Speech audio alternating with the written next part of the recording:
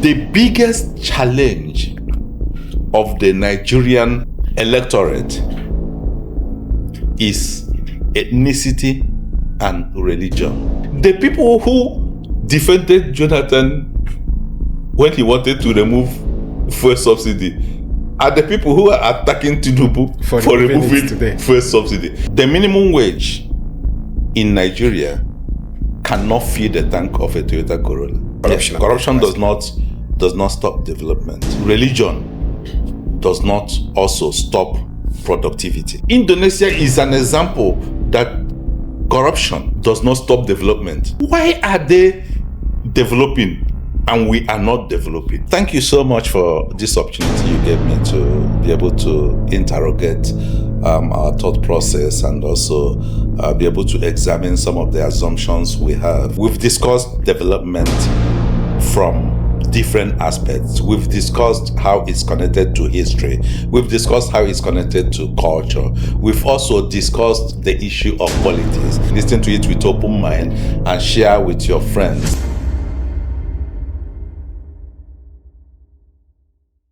Hello everyone, my name is Prince Gabriel Okocha, aka PGO, and I want to welcome you guys to this particular episode of the BTC podcast.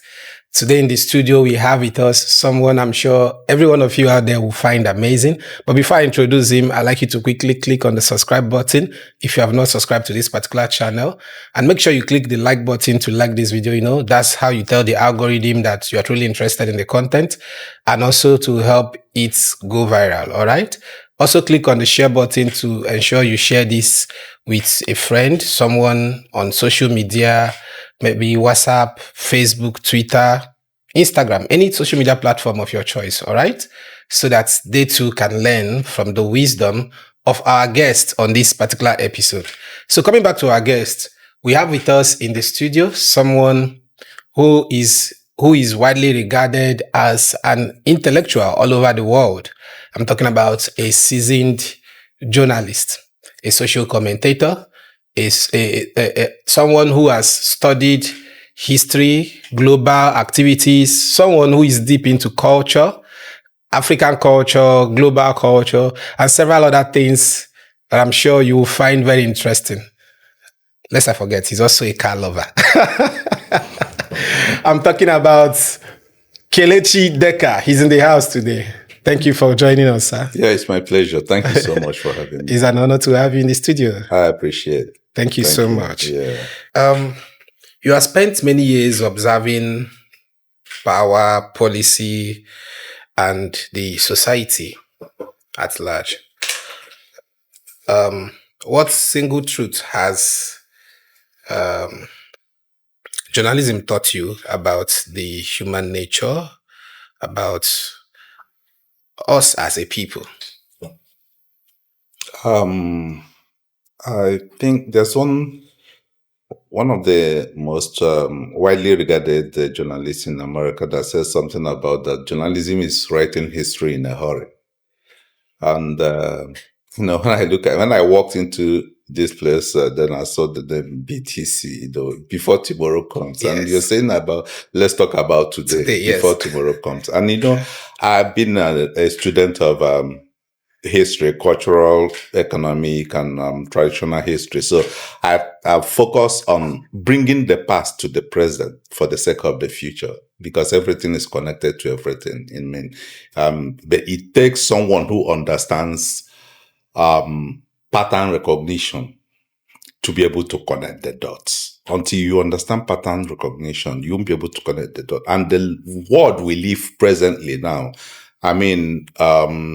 our world is being rewired by the intrusion, I call it intrusion, of artificial intelligence that has robbed human beings of their natural intelligence. But in the long run, we are going to get to a level whereby we are going to get stuck. And there will be challenges and there will be problems that artificial intelligence will not be able to solve. Just give it between now and the next, let's say, 10 years. we'll be stuck. We'll rely so much on artificial intelligence that we'll have problems that artificial intelligence will not be able to solve. Then we'll start looking at human intelligence. And by the time we start going back to human intelligence, we'll discover that we have lost a large tetrabyte of human intelligence because we've lost our ability to learn how to learn. That's why it's very important when people talk about metacognition. You have to think about thinking about thinking. Nobody thinks about thinking these days, and that's where we are losing it. And those are some of the things in the things I do. Like while we're coming there, I was discussing with your colleague about some of the challenges I've had, the inability to focus on one thing at a time. While you're thinking about this thing, learning about this thing, observing this, and another thing will crop up, you start learning about it and start moving towards that area. And when you try and calm down to understand some of these things, that's when you understand how everything is interlinked. This morning, I was a friend of mine from one of the international environmental group that I belong, sent me a very important video about humpback whales, because there's a conservation over humpback whales. They've been fighting against whale hunting for over 10 years now, and the whales have started coming back. And the guy said something about the whales.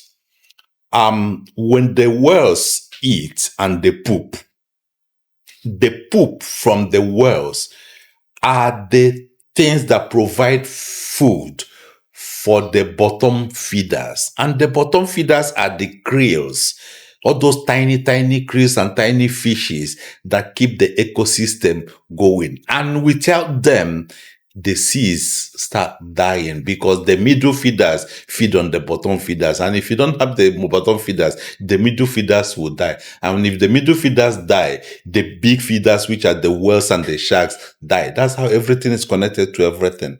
But man will come, will just like remove. Food chain. Food chain. The food web. So that's how things are. And the way it is in nature is the way it is. Call it politics, call it economics, call it every other thing you think about in this world. Everything is so interlinked. And that inability to understand how and the why is why we're having problem today. So observing nature has kind of taught you that everything in life is connected. So much. Together. I mean, it taught me They a are all lot. Interlinked. Yeah, it taught me a lot. And that's why when I write, everything I write about, I bring nature in one way or the other, so that we have to understand, we have to start rearranging our thought process and our thought pattern to understand how some of these things.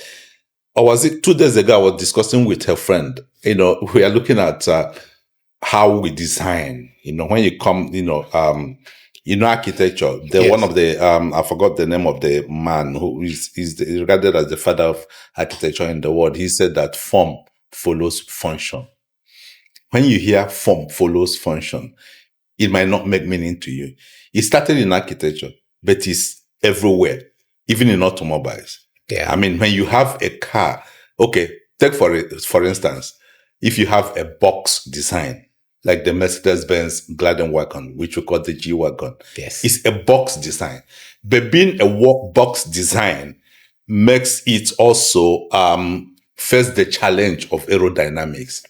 But to be able to conquer that challenge of aerodynamics, then they push it with a very strong engine.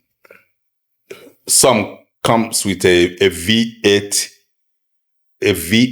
bi-turbo. Yeah. Bi-turbo, that's twin turbo. Yes. So when you dualize a V8 engine, you know what it gives you. It gives you about 600 and something horsepower. Yes. So when you have 600 and something horsepower, you've been able to conquer the challenges of aerodynamics. But in conquering the challenges of aerodynamics, by putting so much power in that engine, you're also impacting the environment by the CO2 emission you give it. See how everything is connected. Yeah. So that's how form follows function. And that's why you see most modern cars you're seeing, they have a lot of curves.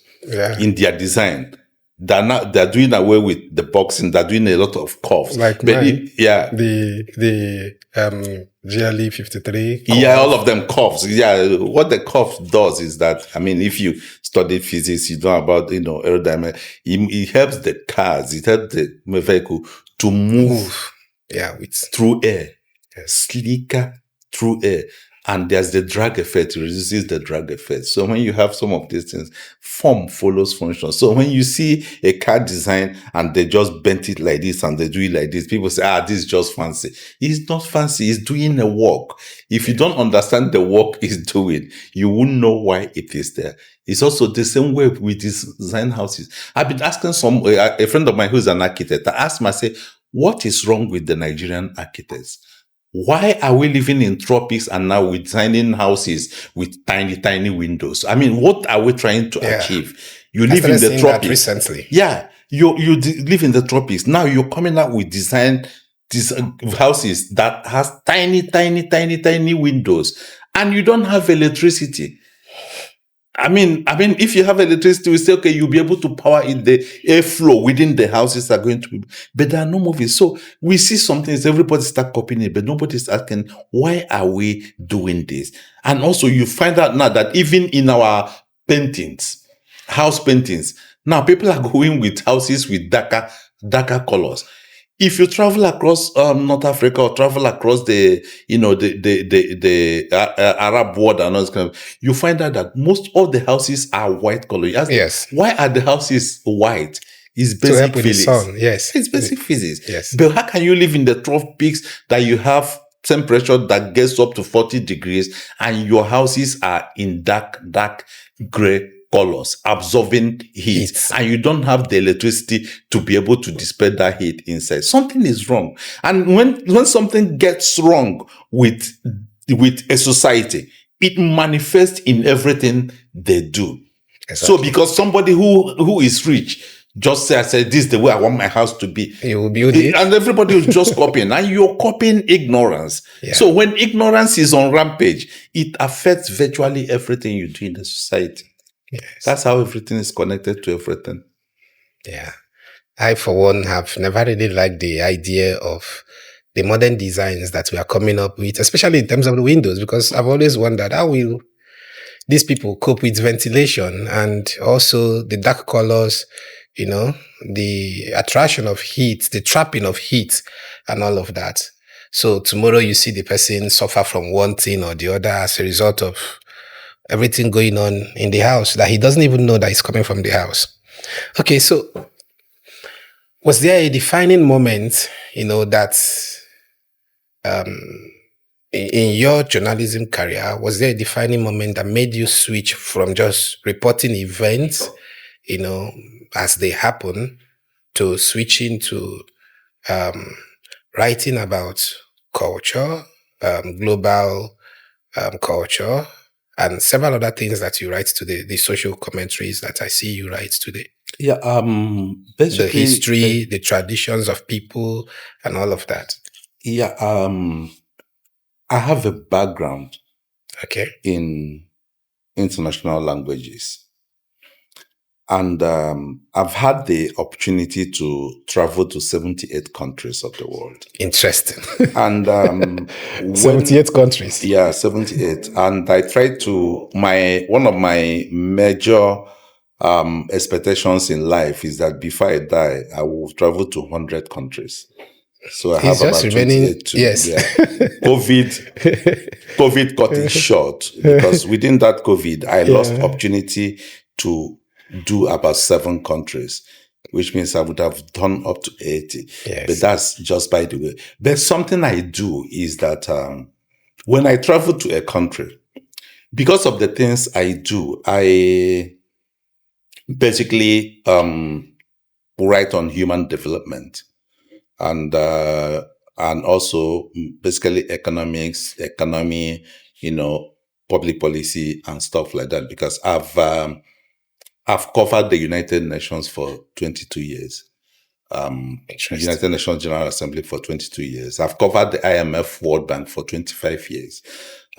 consecutively for 25 years. Every annual general meeting of the IMF and the World Bank I've attended for 25 years.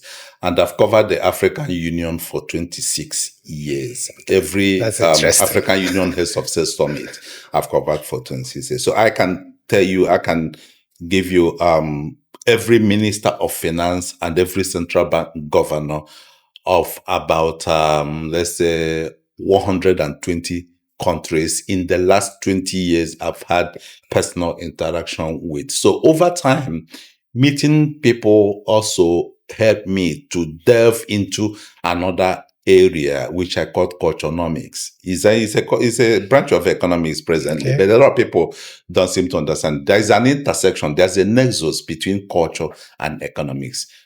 When you study deep inside it, you will know why certain ethnic nationalities tend to move towards certain things in certain way, and different ethnic nationalities move in certain way. It is in the culture. When we say that culture is everything, people think that culture is wearing ishago and a red cap and, carrying hostel and be dancing. That is not culture. And ends at their food. That is just a reflection of a certain aspect of culture. Culture is so deep, and you have to start from nutrition. When you think about culture, anywhere I travel to, I thank God so much, because He gave me a very strong system. I can eat anything. The first time I went to Japan in 2012, I went to a place where the hotel then, there was nobody could speak English in the hotel. So we were using sign language. It happened to me the first time I traveled to China. Now China is open and everything. It happened to me. So in Japan, nobody could speak English. So they brought out at the breakfast. I saw what some of those things looked like earthworm or something. And they were there was no spoon. They were using sticks and all this kind of thing. I looked at everybody. I said, okay, these people are eating this thing, and I'm going to eat too. I joined them, and I was eating. And I do. So one thing I do when I go to any country, I try to relate from the lowest to the highest, because I know that some of the things that takes me to countries also takes me to the government offices. I interview the Minister of Finance. I interview the central bank governor. I interview people in, all those higher areas. But I also know that if you want to understand what's happening in a country, if you're dealing with people, you move from a very good hotel to the office of the Minister of Finance, office of the central bank governor, and they drive you around and back to the airport. You don't know anything about it. You won't get to experience those things. Yes. So I start from the taxi driver. When you land in a country, allow the taxi driver to talk. Some of them can be talkative. Let them talk. Yeah. They will give you everything you need to know. Then the hotel receptionist is the next person. You engage them. You ask them questions. They give you information. Then the next taxi that's going to be taking you around, then you ask them, where do they sell their local foods? Yes. When you go to where people eat their local foods, that's where it helps you to understand people at a different level. And that's why sometimes when I come online, I see a lot of people, and unfortunately some elderly people in my generation. And they are so harshly critical about other people's foods. It shows a high level of ignorance that people should be ashamed of. When you criticize people's foods that you don't know, you see our palates, our taste buds were influenced by the foods that we started eating as kids, growing up. And sometimes when you look at people, you say, their food is not tasty. Their food is not sweet. You're using your taste buds to judge a food that pertains to the taste bud of another culture. It's like when you use your culture, when you use the values of your culture to judge the values of another culture, it shows that you are grossly ignorant, you are highly ignorant human being. And you should be ashamed of yourself too. Yeah. When you look at other people's culture, you criticize this actually, you're criticizing what you don't understand. Try first to understand some of these things before you start criticizing. Food is a very essential aspect of humans. I was reading about the impact of potato on the Yucatan and the ancient civilizations in Peru years ago, and how potato influenced the gene. Your food can influence your gene. If you ask people who are in genetics, they tell you about epigenetics. Epigenetics is not just about environmental impact and environmental influence. Your food also influences your genetics. It influences your genetics. Have you noticed? Let me give you an example. Okay. There's an ancient civilization called the Puna in Mexico. Their food is mostly cocoa, raw cocoa. Yeah. Raw cocoa is one of the healthiest drink in the world. Raw cocoa, not this one you put sugar. Yeah. But people now, because they've destroyed our taste bud Yes. and this thing with sugar. So anything that is not sugary, we don't like it anymore. I will come to that later and tell you how some of the international food industries help to destroy the taste bud of Africans. But raw cocoa. So they tested all these people and found out that all the biomarkers for diabetes, for high blood pressure, for heart disease, and all these people, that they don't have it. Then they start questioning, what kind of food are these people eating? And they found out that in a day, they drink about 5 cups of raw cocoa every day. And when these people travel out of that environment and go to places like America, they start suffering diabetes. They start suffering high blood pressure. And these other metabolic diseases we are suffering. What happened? They changed their food. It happened to a lot of Japanese. It happened to so many Chinese when they move from their area to places like United States or places like Europe, and they start eating what they don't eat. It affects them. And when you look at the places they call the blue zones of the world. The blue zones of the world, I think there should be about 6 now or so, which is these particular places in the world where they have the highest number of people that have crossed 100 years. They have the highest number of centenarians. Yeah. By the way, my mentor, David Attenborough, celebrated his 100 years yesterday. Wow. And that's what all of us in the nature lovers all over the world are celebrating him. But these people, they started looking after what are these people eating that other people are not eating. What are the makeup of their foods that other people are not eating? That's when they found out some of these things. First time I went to Japan, I visited a guru. And the man was saying something. He was using an interpreter. He says something about that if you stick to eating the food that was grown in the land of your birth, in the land of your ancestors, if you stick to eating those foods and eat them in season, that every time a food is in season, make sure that you get as much of it as you can have. The man told me that if you do it, you will live to 90 years. That's what the man told me. Interesting. I look at him and he said, it doesn't matter where you come from.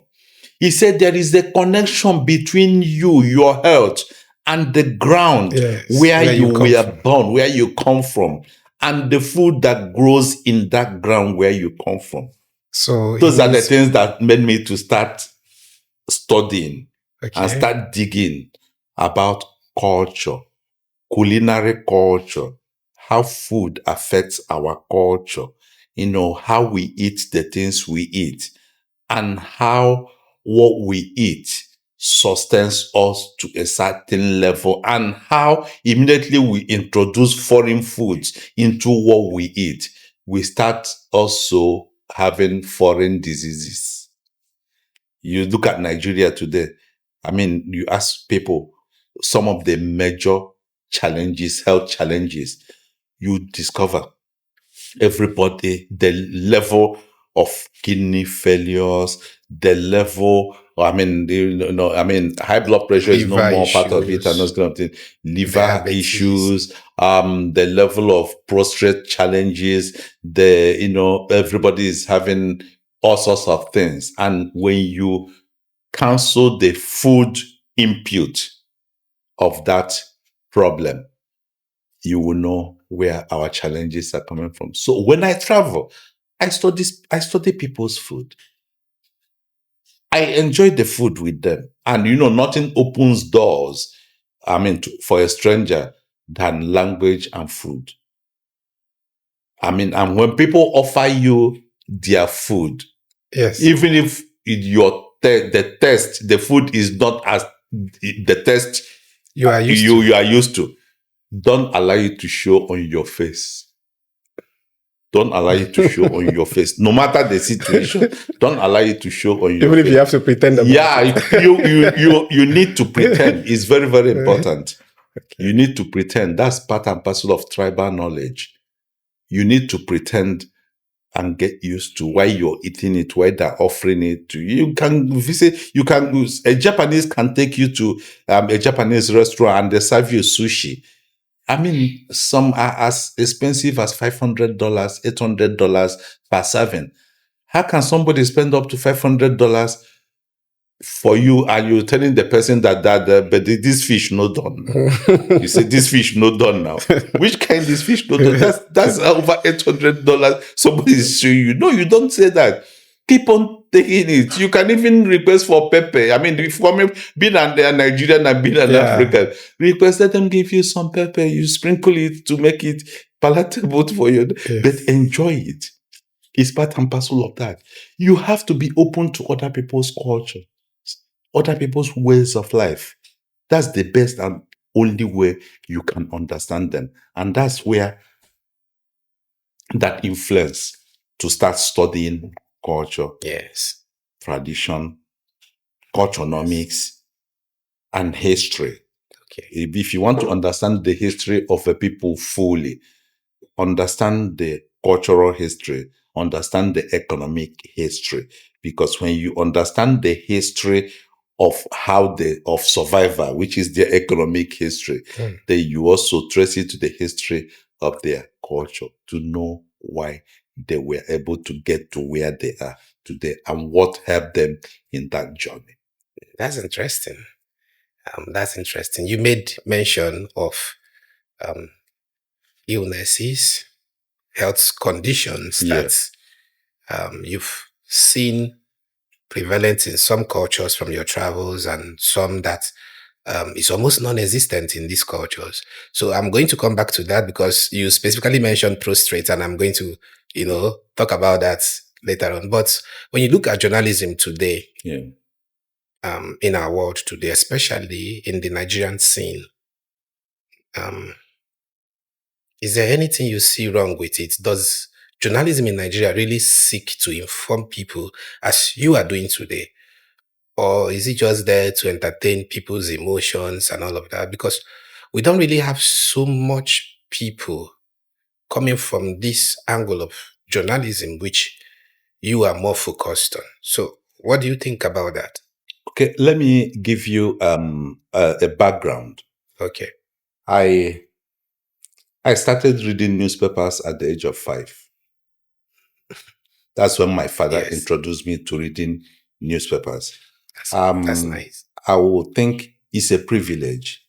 Okay. I grew up in a home that had daily times of 1950. From 1950 up to 1990. Every copies of daily times, except during the period of the Civil War that we couldn't get copies. We had almost every copy of Drum magazine and Trust magazine. So many younger people might not be able to know those magazines then. Drum and Trust. We had it stacked from the floor to the wall. As at the last count after my father's death, when I was trying to, rearrange his library, we counted 215 copies of Reader's Digest. You get it? That's amazing. So, books, newspapers, magazines, and periodicals were the only toys I had growing up, which in one way or the other impacted me and what I became. And when I went to the university, every vendor at the University of Nigeria, Nsukka, was my friend. And the newspaper stand, very close to Post Science Economics Department building. Yeah. That's where the newspaper stand. I don't know where it is now. The newspaper stand then, every weekend, especially Saturdays and Sundays, used to be a gathering when I was in the university, where professors, lecturers, people and students, they come together and debate on issues. I used to save money to buy Sunday Times. Those from my generation will know that Sunday Times is a collector's item. There are people, you read their articles, there are feature writers.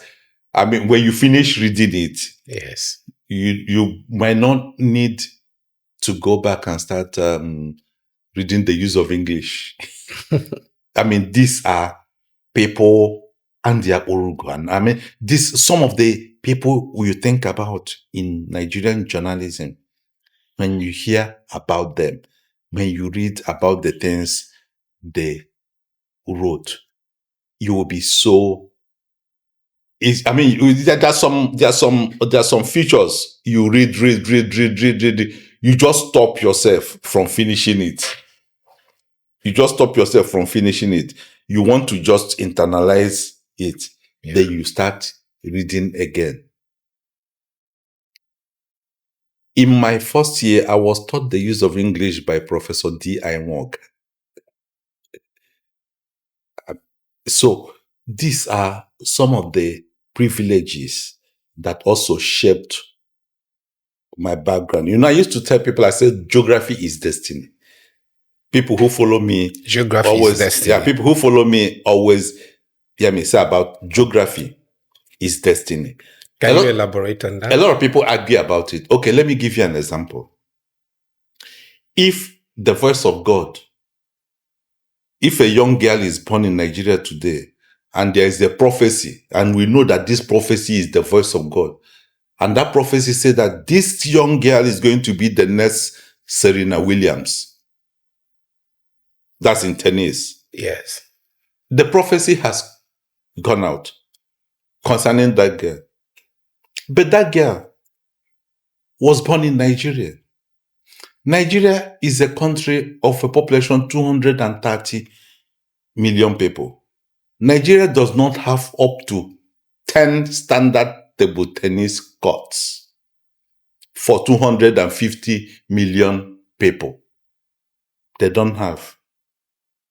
You get it? Yes. You might look at the entire Lagos now, you won't find up to 2 standard table tennis courts. Yeah. A racket, a standard quality tennis racket, presently costs close to 200,000 naira. That girl was born in the wrong environment. because the infrastructure, both the social and physical infrastructure that will help him fulfill the destiny of the prophecy that God has prophesied on him, is not existent in Nigeria. For that young girl to fulfill that prophecy, you have to take that young girl out of Nigeria to where a different environment. Okay, ask yourself, do you know why most East European parents that want their children to excel in tennis relocate those children to Florida? Do you know why? If you check the number of Grand Slam winners in the world, check how many of them lived in Florida, that we are relocated in Florida.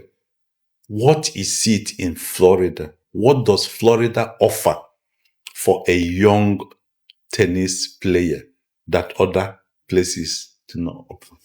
Geography is destiny. Geography is destiny. There is something, this woman, Condoleezza Rice, if you read her book, she said something. And when she said that thing, people thought that she was being unnecessarily elitist. She wasn't being unnecessarily elitist. She said that if I see your postcode, he said, if I see the postcode of a young child, I'll be able to draw the projectile of that child's future. And people were thinking, I say, why would that woman say this? Are you God? But she is not God. In countries that have postcode, let's say use America and Canada, for example, your postcode determines the school you attend to, the primary school you attend to. Your postcode determines the middle school you attend to. It determines the high school you attend to. And it also determines the access to health facility that is available to you. And it also determines everything about you. Whether if your postcode is in a part of the state or in a part of the country where crime rates are so high, you'll find out that the possibility of a child surviving and making it succeeding from a place where crime rates are high is low. Because where you have high crime rates, it also affects the quality of education. Because if a city has a very high, or a county has a very high crime rates, it also affects the quality of teachers that want to be posted in that area. Good teachers will avoid that area because of the high crime rate. Not only good teachers, good doctors will avoid hospitals in that area. And you find out that there will be a dilapidation of infrastructure in that area. That's why when you move in certain countries like United States and Canada, move from county to county, you find out that you will see some areas whereby everything works. They don't allow a street light. If you're going out in the morning and the street light, you're going out early in the morning and that street light is burnt out, by the time you're returning from work, they've already fixed it. But there are places that you will see a pothole last month, that pothole will still remain. Everything is connected to everything. And the life of that child is directly influenced by that environment. Let me tell you, there's another study now that came out recently about kids that live in an environment where there are more trees. They found out that it affects their mental, not only their mental health, but it also affects their neurological health, that they are smarter than kids who live in places where you don't have enough trees. Go to some places like Australia and New Zealand and ask yourself why property in areas that have more trees are more expensive than property in areas that don't have more trees. And do you know that when you live in an area with more trees, whereby the streets are lined up with a lot of trees and all this kind of thing, the tendency for you to walk longer distance under the shades of the trees are more than when you live in places whereby there's so much sunshine. And if you're able to walk more, you are healthy. Yes. You live longer. You see how everything is connected to everything? Yes. But if our town planners, government agencies are not... They don't prioritize. They don't have the intellectual depth to think about these things. If you don't connect these dots, you won't understand how it should influence the quality of policies you make. So when I tell you that geography is destiny, it's out there. It's out there. I mean, you might be... Just imagine a kid who is an expert. Let's say, there are some kids that are born with special gifts. Special gifts. I mean, you can just give him this your iPad now, and before you know it, he will find his way about it. Nobody will teach him, and that's also another area that's happening within the system we are living in now. Children I don't want to go deep into that because a lot of people will start, but most kids who were born in the cell phone era, whose mothers use cell phone, use gadgets and all those kind of things, most of them came to the world pre-equipped with ability to understand how to maneuver the screens more than people in my generation. That's right from the womb. And it is also a big challenge. Exposure to screen for kids are also damaging their brains. Short videos, all these short videos, 2 minute, 1 minute video, all this is also rewiring our brains. Yes. If you keep on watching all those short videos, all those stories, all those kind of things, if you keep on watching it, you live on a diet of watching all those short, they say you laugh, it makes me to laugh. You laugh, this one makes me to laugh. Something is happening to your brain that you do not understand. Your brain is being rewired. Researchers are working on it now to know the extent of damage some of this exposure are happening. So many people in tech, some of the big men in tech, go and read about them. They never allow their kids access to. Even in so many countries in the world now, there are new rules that have banned what age a child can be exposed to screens. They can be exposed to all those kind of things. Now, there's a kind of fight back now concerning some of these things, because we have started seeing some of the damaging impacts of all these things. So as I was telling you earlier, if that kid, a gifted kid that can know some of those things, and the kid is born somewhere, maybe in Kaura Namoda, or maybe the kid is born in maybe one other place, let me use because they will say, why are you calling Kaura Namoda? The person is born in the Zabog, isn't it? Mbise. And that kid does not have frequent access to a gadget. And where that kid has frequent access to a gadget, the electricity to charge that gadget is not there. Yeah. You see how it's connected? Yes. That kid will be frustrated. And that intelligence, intelligence can, as intelligence can also grow, intelligence can also drop. Decline, yeah. It can decline. When you're in primary school, there are so many kids that are so smart in primary school. Yeah. And along the line in secondary school, you're just asking yourself, what happened to this guy? There are kids that were so powerful in secondary school. Along the line, it's like, what's happened to this guy? So intelligence can also grow. Intelligence can also drop. Yeah. We also have some of these challenges.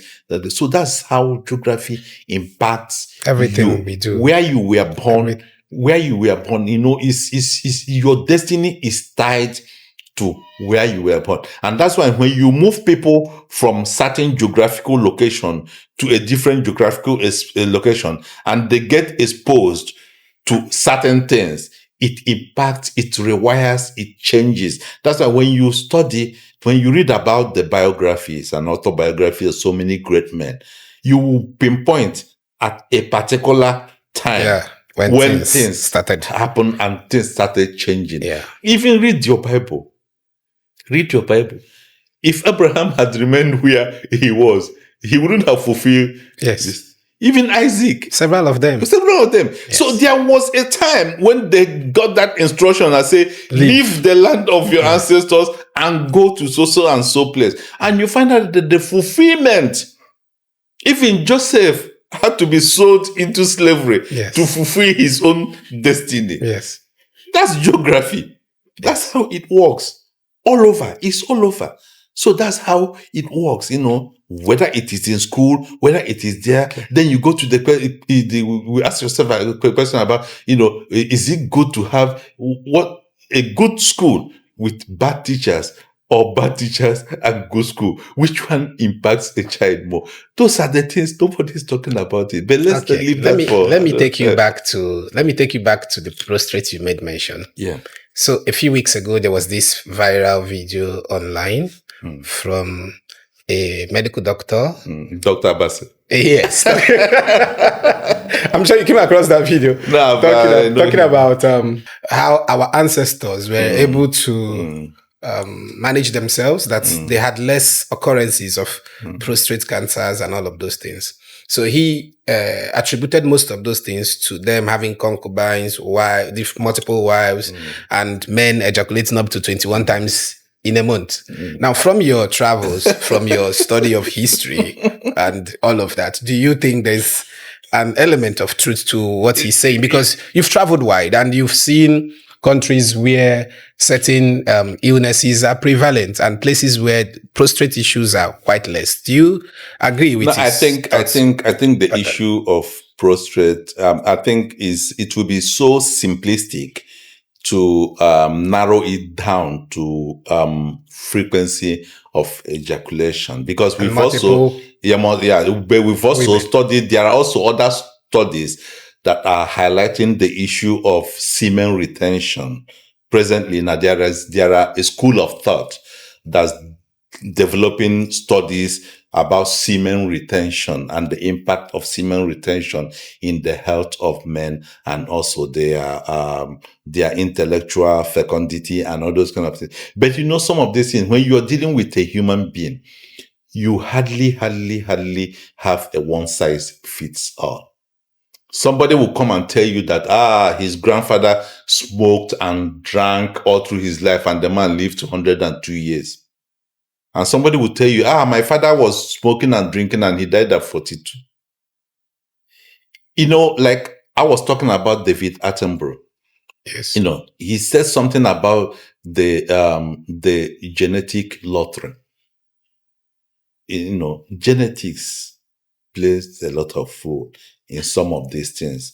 So that's why what Dr. Bassett was saying, I find it very difficult to say no to it, and I find it very difficult to say yes to it, because also in some of my travels, I've also seen monks that abstained from sexual intercourse and all this kind of thing, and they've lived so long without issues of prostate. So, but when you think about some of these things, when you bring all these things together and you start asking questions, my own personal, I would like put it, hypothesis is that it boils down to food. Okay.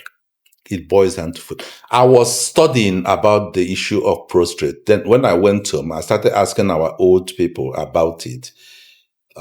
Say, what is, first and foremost, before you try to understand a concept from a historical point of view, you have to ask yourself, does that concept have a name in your language?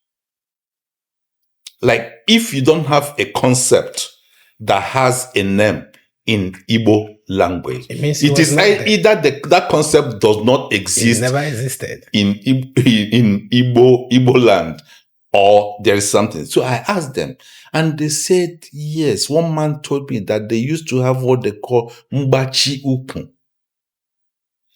But he said, and from what he said, from the symptoms and all those things he said about mbachi ukun, is almost similar to the symptoms of prostate enlargement. Okay, but I thought prostate enlargement is Idaibi in Igbo. No. Okay. That one is the elephantiasis of the scrotum. Okay. There's another name to it. That it has elephantiasis of the scrotum is the common name, but it has a medical name. I forgot the medical name now. Yeah. Because where that one happens, the EB is on the scrotal sac. Yes. I've seen it. Yeah, it's on the scrotal sac, so not on the prostate gland.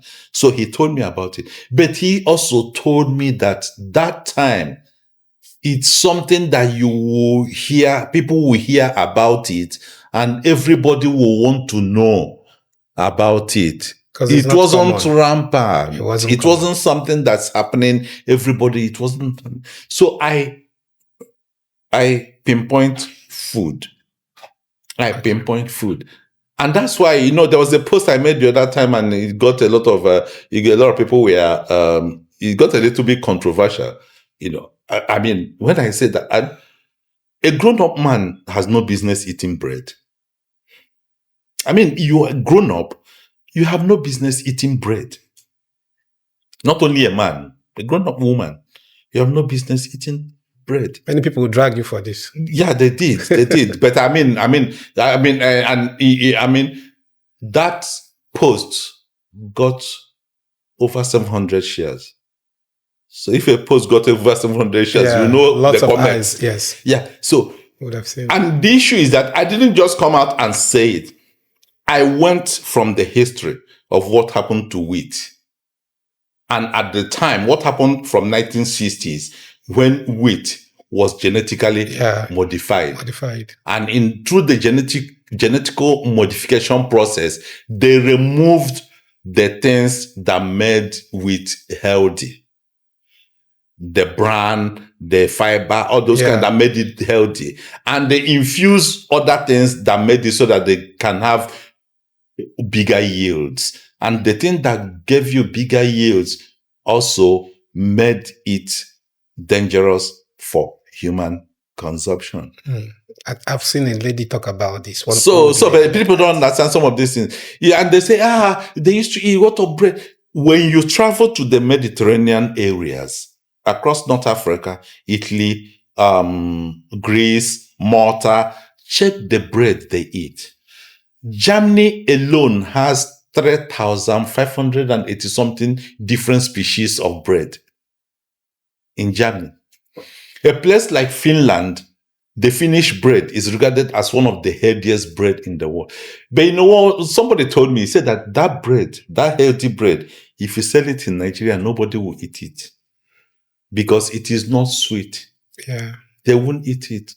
Breads are not supposed to be sweet. Yeah. But which will bring me to something I've been investigating. When we talk about Nestle,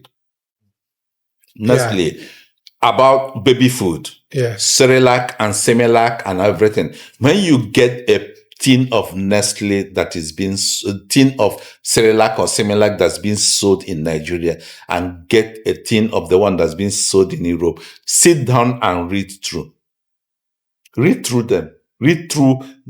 You will find so many things that they're adding to the one that's selling to us that they didn't put in their own. Yes. Why didn't they put it in their own?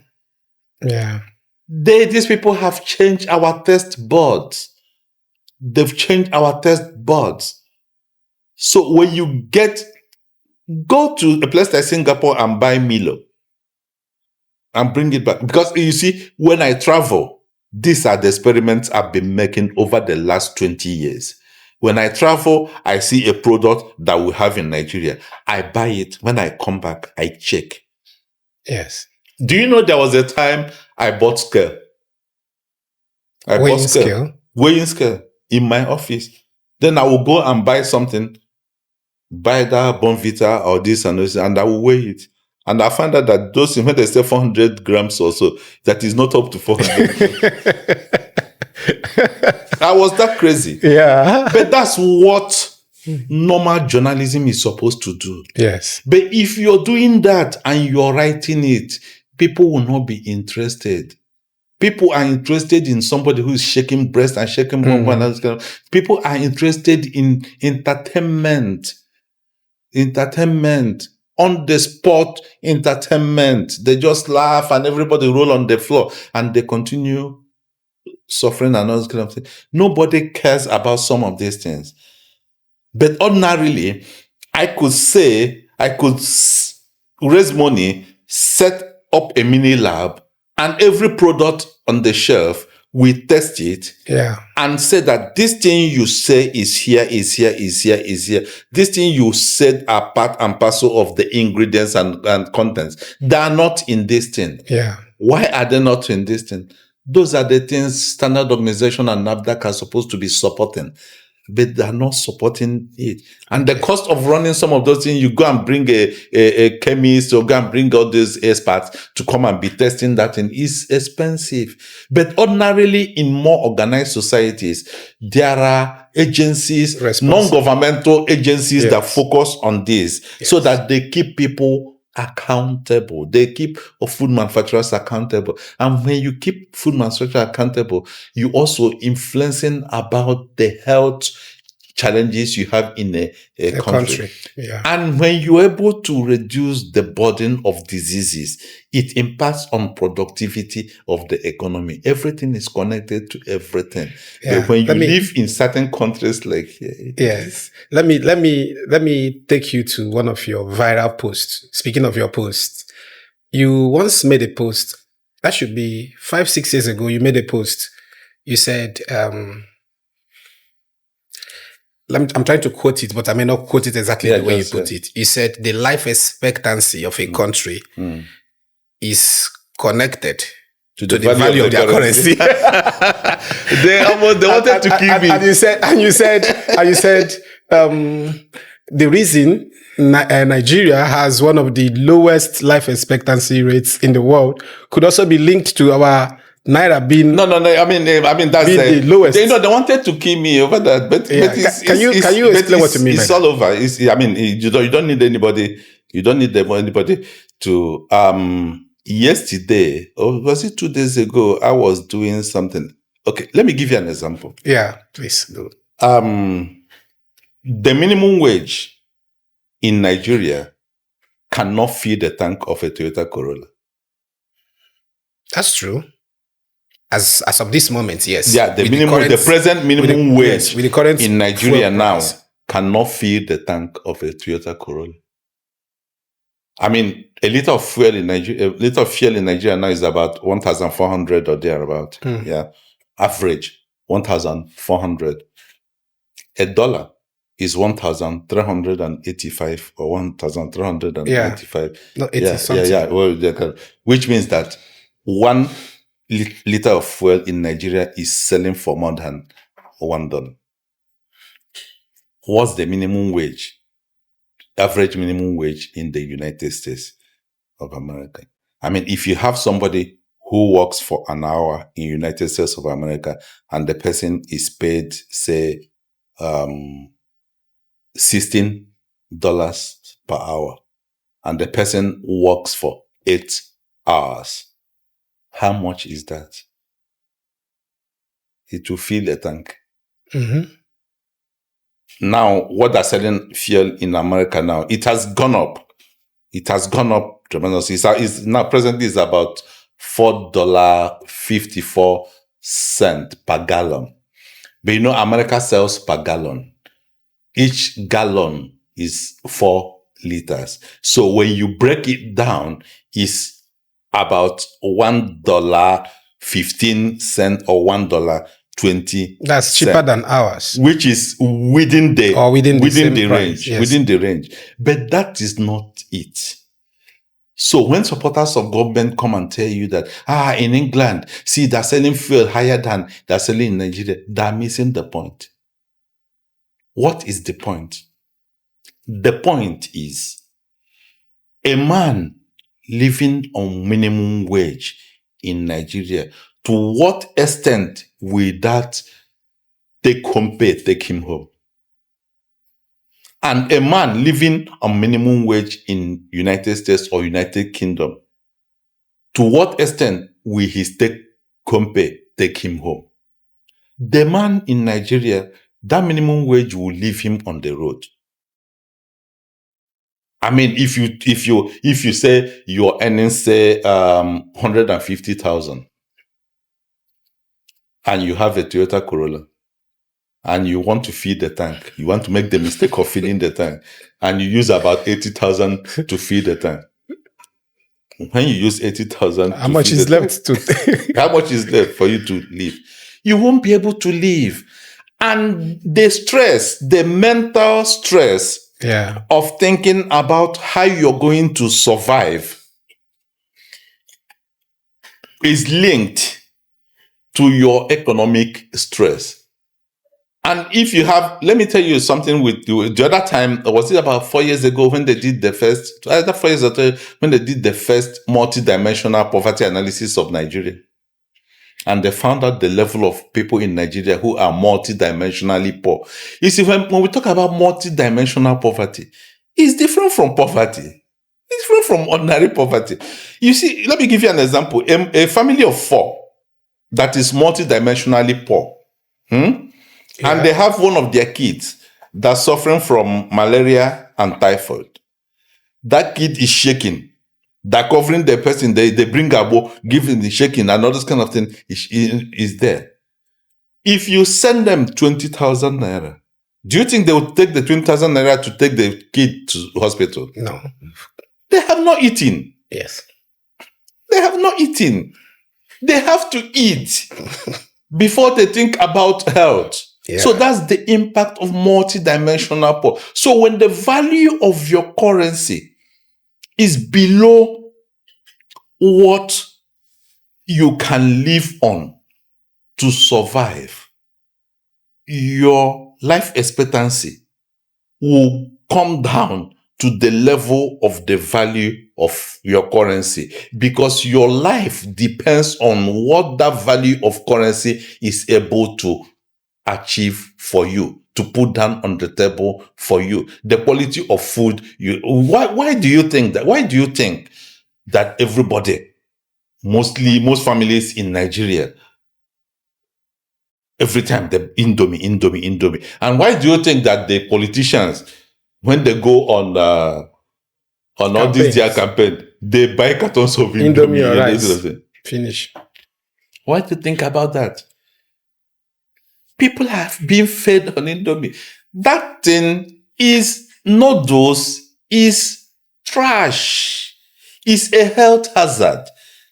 It should be declared a health hazard. And you see, when you say it, people would come and tell you and say, but they eat noodles in Malaysia. They eat noodles in Asia. They eat noodles in all this kind of thing. Let me give you an example. In 2011, I went to Japan. And I went to the museum where the man who invented noodles invented it. And they took me around. And they keep on telling me, look at what happened. Look at where they invented noodle. Where they invented it. Noodles was invented in Japan as a counter, as how will I put it, as a protest against the influx of American food to the Japanese after the war. You know, after the end of the Second World War, America kind of recolonized Japan. And they were pushing all their junk food and all those things and making a lot of Japanese kids and Japanese people to start losing the things they used to eat and those kind of things. The man came up with that as a protest against American food. But now you ask yourself, how do they eat noodles in Asia? That's the problem our people don't know. Our problem, people will just get noodles and they will get all those things they used to put inside, all those condiments and all those kind of things, or seasonings and all those. Those are the major challenges, one of the major problems. And they put everything, and it's sweet. Everything that is sweet to the Nigerian palate, is good. And they eat it. No. Go to Asia, go to Malaysia, go to Indonesia, go to Singapore, see how they eat noodles. They eat it like pepper soup. There is a lot of health spices. The spicy water, the soup part. Then they put a lot of vegetables inside it. It has also, when you check about the Asians now, you also find out that their culinary culture has also taken a shift. It has taken a drastic shift. In Nigeria, when we eat rice in Nigeria, rice is the main dish. It's the only dish. Yes. We eat rice, we are eating rice. Yes. Maybe we can make mistake and put small beans. But if we want to eat rice, we are eating rice. Yeah. Then there should be chicken. Then there should be fish. Then there should be stew all over the whole place. And that stew might also be from a seed oil. Canola oil, soy seed oil, all this oil, all those things normally, originally, we are not made for human consumption. But marketers, big corporations, they demarketed palm oil and made it look local. Vegetable oil. You get it? But those are part of the problem, health challenges we are having today, is the kind of oils we are consuming. When you put them in fire, check their smoke timing and their smoke range. It tells you a lot about them. So those are the things we eat our rice. Big. You go to some countries and they see the rice we eat in Nigeria and they'll just get shocked. In most of those countries, rice is a side dish. Rice is just a side dish. And they use like this. And, that's the size. Side dish. And you have a lot of vegetables and other things. So that it will prevent the rice from spiking your blood sugar. Yes. But not our own. Our own will have big rice, then small stew. The stew will just be very little. So you see how these things are affecting us. Yeah. The things we are eating.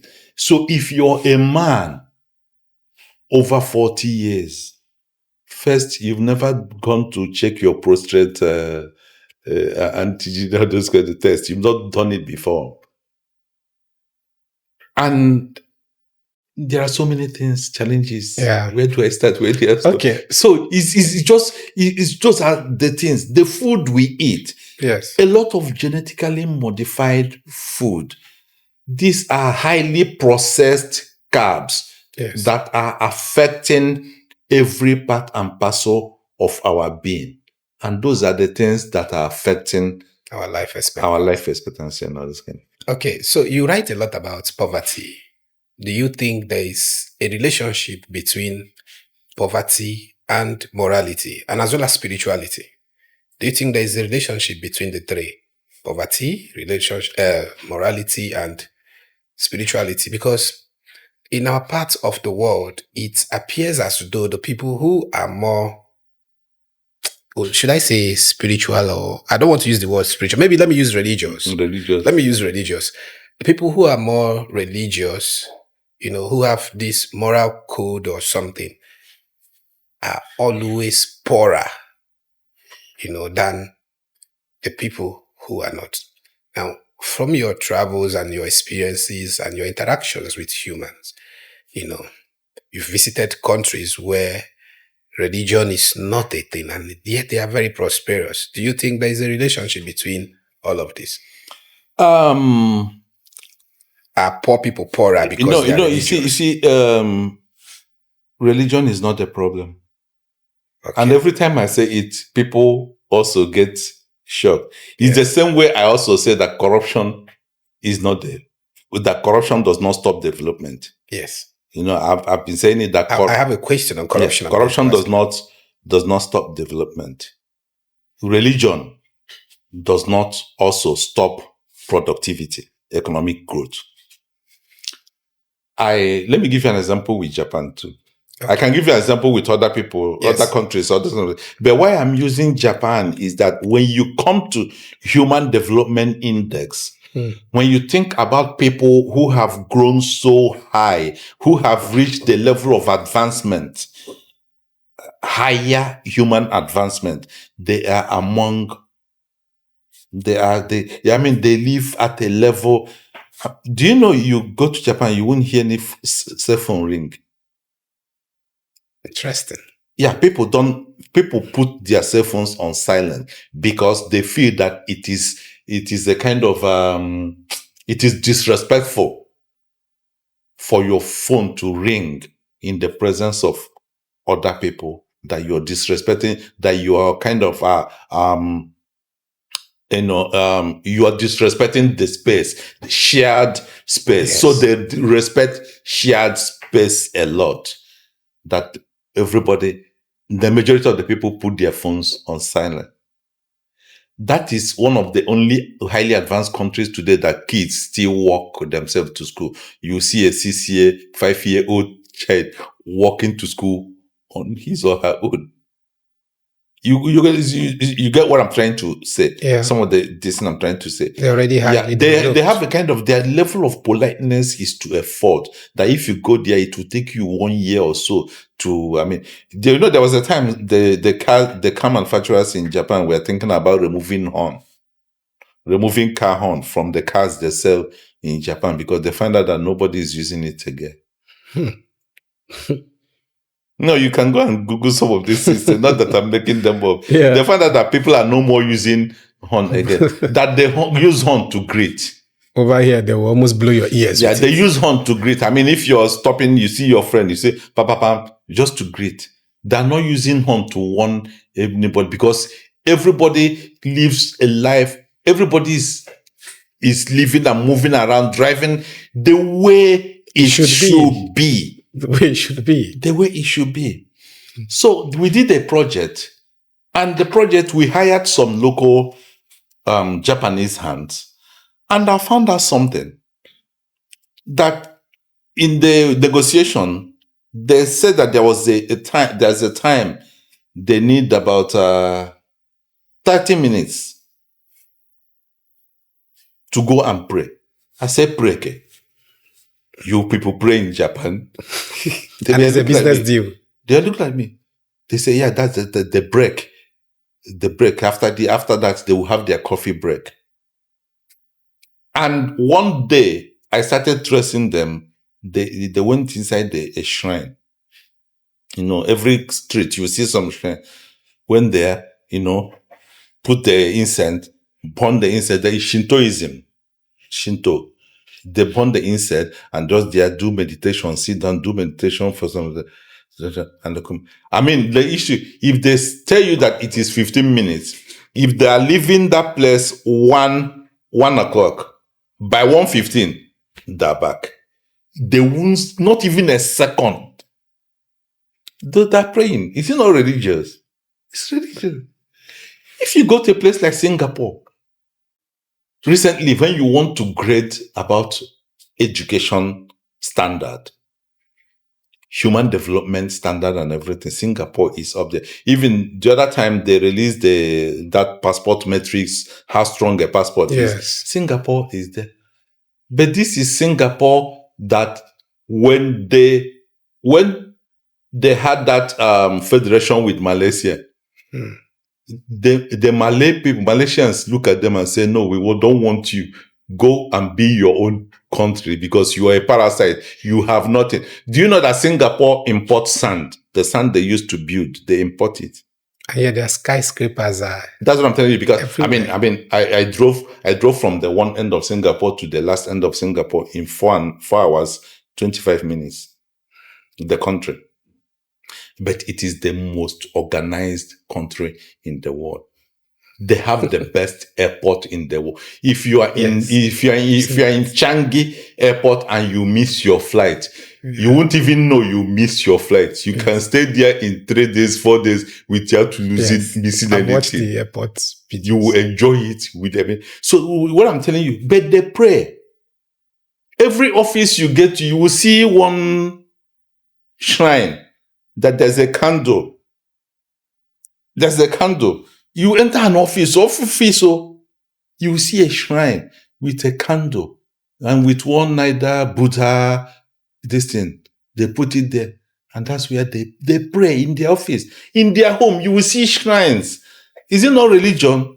It is. Why are they developing and we are not developing? That's what you have to ask yourself. Why? Malaysia, that was part of the Asian Tigers, is it not a 90% Muslim country? What of Indonesia? Indonesia is an example that corruption does not stop development. Because Suharto, the president of Suharto, from Suharto to Sukarno, these people looted so much that the World Bank released a report that this is the most corrupt human being in world history. But the country still developed. Why? Was it Sukarno also? Either Sukarno was the one that when he left office and they wanted to confiscate his assets, then they counted of the top 10 banks that are doing well in the country, he owns about 4. Of the top 10 construction companies that employs almost everybody, he owns about this. Of the industries that are doing well, he owns about. So they said that if you confiscate it and do it, you destroy the economy. They allowed it to go. You see how people steal and invest it in their country. Invest it in their. You get it. Invest it, and you see that corruption itself can also incentivize economic growth. But what destroys is prebendalism. You steal money to buy Rolls Royce and to hire a convoy. Everywhere you go, you spray money. Then you have people. You have people who will be hyping you. People will be hyping you. Then you ask yourself that person, what is that person contributing to the economy? He's not contributing anything. You might check. He's not paying tax. So when you look about the economic indices of the country, when you talk about economic contribution of certain sectors of the country, that person is nowhere to be found. But that's somebody who is controlling billions. That's how prebendalism destroys a people. A rentier system. That's what's destroying them. So religion in itself. No, look at Qatar. Look at United Arab Emirates. Look at Kuwait. Are they not highly religious people? Yeah. They're even practicing Sharia. Look at Saudi Arabia. Are they not highly religious? So how come their own religion is not stopping them from developing? Yeah. No, look at a place. You see, so when you look at some of these things, when you look at some of these places that are also highly religious, okay, look at Brazil. Brazil is probably the most populated Catholic country in the world. Yes, Roman Catholic, yes. Yeah, it's the most populated Catholic country in the world. Yes. Look at where they are. How come their own destiny has not destroyed? And look, something I also want to tell you, which is why I insisted that it is not religion that is causing our underdevelopment. Okay. It is culture that is causing our underdevelopment. It's not religion. It's culture. Can you explain what you mean by its culture? Yeah, it is culture. You see, some of the things you see us doing,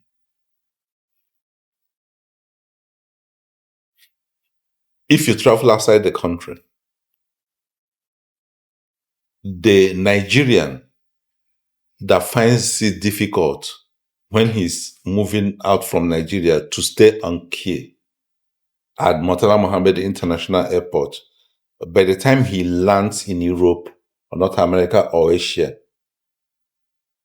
when you land in the US airport, you can stay on that visa queue for up to an hour or 2 hours, and he will not complain.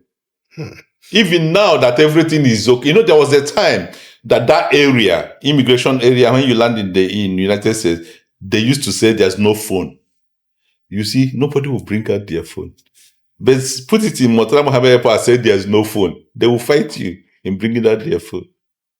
He will not complain. So it is culture. And when you move from area where there is I call it culture of anyhowness. In Nigeria, where we have culture of anyhowness, you will find out that person who drives in the US and respects every traffic rules and regulation, when that person comes in Nigeria, that person will not respect any traffic rule and regulation. And there's also a problem.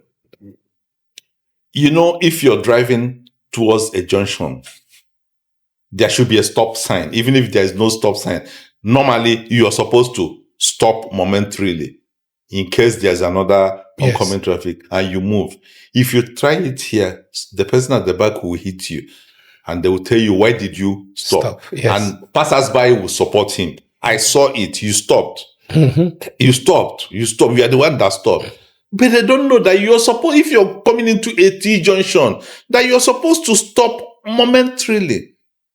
Then another thing, ask yourself, where are the driving schools? 80% of people driving on Nigerian roads did not attend driving school. That's correct. And those who attended just went there so that they can get driver's license. So that the person will help them get driver's license. So we have some of these things are connected. Yeah. So that's the challenge we have in this country. And it becomes so horrible because we also have a leadership class that needs people to remain stupid so that they will keep on thriving and do the things they do. So the stupider the masses are, the better for the leadership class. And that's why we're having this dumbing down effect, intellectual dumbing down. When the man you like or the man you support is in office, you kind of you switch off the antenna. Yeah. Your of analyzing anything critically, your ability to see things from a critical point of view, you start losing all those things from seeing things from a critical point of view until the man leaves office. Then you receive your senses back and start asking relevant questions. So that's the problem we have in Nigeria. You notice, okay, let me give you an example. When Jonathan was in government, majority of the people you hear today shouting, Tinubu this, Tinubu that, Tinubu that, Tinubu that. Some of the things, yes, I agree that where we are today, we've not gone to this level before. I mean, in how do I put it? If you think about a society getting to the nadir of regression, regressiveness. We keep on going down. Where we are today, we've not got to that level. But the whole thing is that we can't blame Tinubu alone for it, because from Buhari, when Buhari came in, it was 10 steps backward. And the issue is that we endured it. We keep on endured it until this is where we are today. But the issue is that there are some things that are happening today that also happened under Jonathan's administration. And majority of the people who are criticizing that same thing today, we are commending it under Jonathan. There are some things that are happening today that happened under Buhari's administration. And majority of the people who are criticizing those things today, we are saying, say Baba under Buhari. You get it? And that's also the same way it's going to happen. You see some of these things, people who are shouting on your mandate, we shall stand today. If tomorrow Tinubu is no more there, and the same things that are happening, this same mandate keep on rolling, those people will stop standing on that mandate and they start being against that mandate. The biggest challenge of the Nigerian electorate is ethnicity and religion. Ethnicity and religion. Whenever somebody who is from their religious inclination or ethnic background gets into office, they kind of water down their ability to see things the way it is. They willingly assume the blurry image. Their eyes start seeing blurry images. They stop seeing clearly. Yes. And mentally and intellectually, they start having muddled up intellectual appreciation of issues. And before you know it, they stop withdrawing from engaging in discussions about the state of the nation and the state of the economy, because they don't want to be seen to be asking the critical questions. They don't want to be seen fighting their own. But immediately that person leaves office, you see them, they grow wings. Yes. And they start. It happened from Jonathan. Supporters of Jonathan, they saw no evil. They spoke no evil. Especially with the fuel subsidy. Yeah, all they defended it.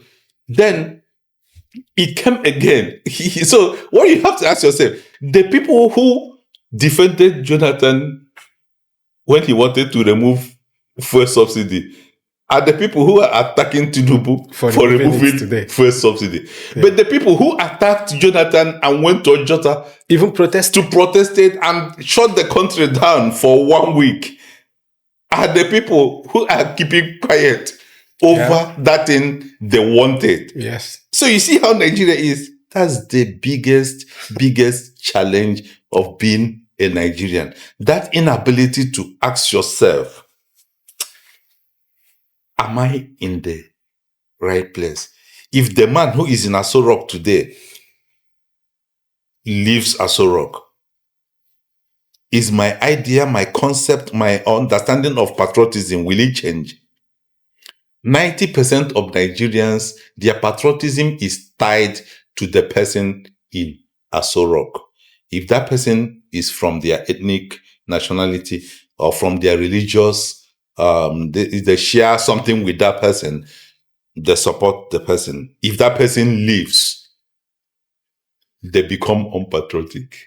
Okay, in your study. But it's not only Nigeria, because I've found out that this thing is manifesting in other places. About to ask you now. Yeah, but it's also a very wrong development, and it did not start.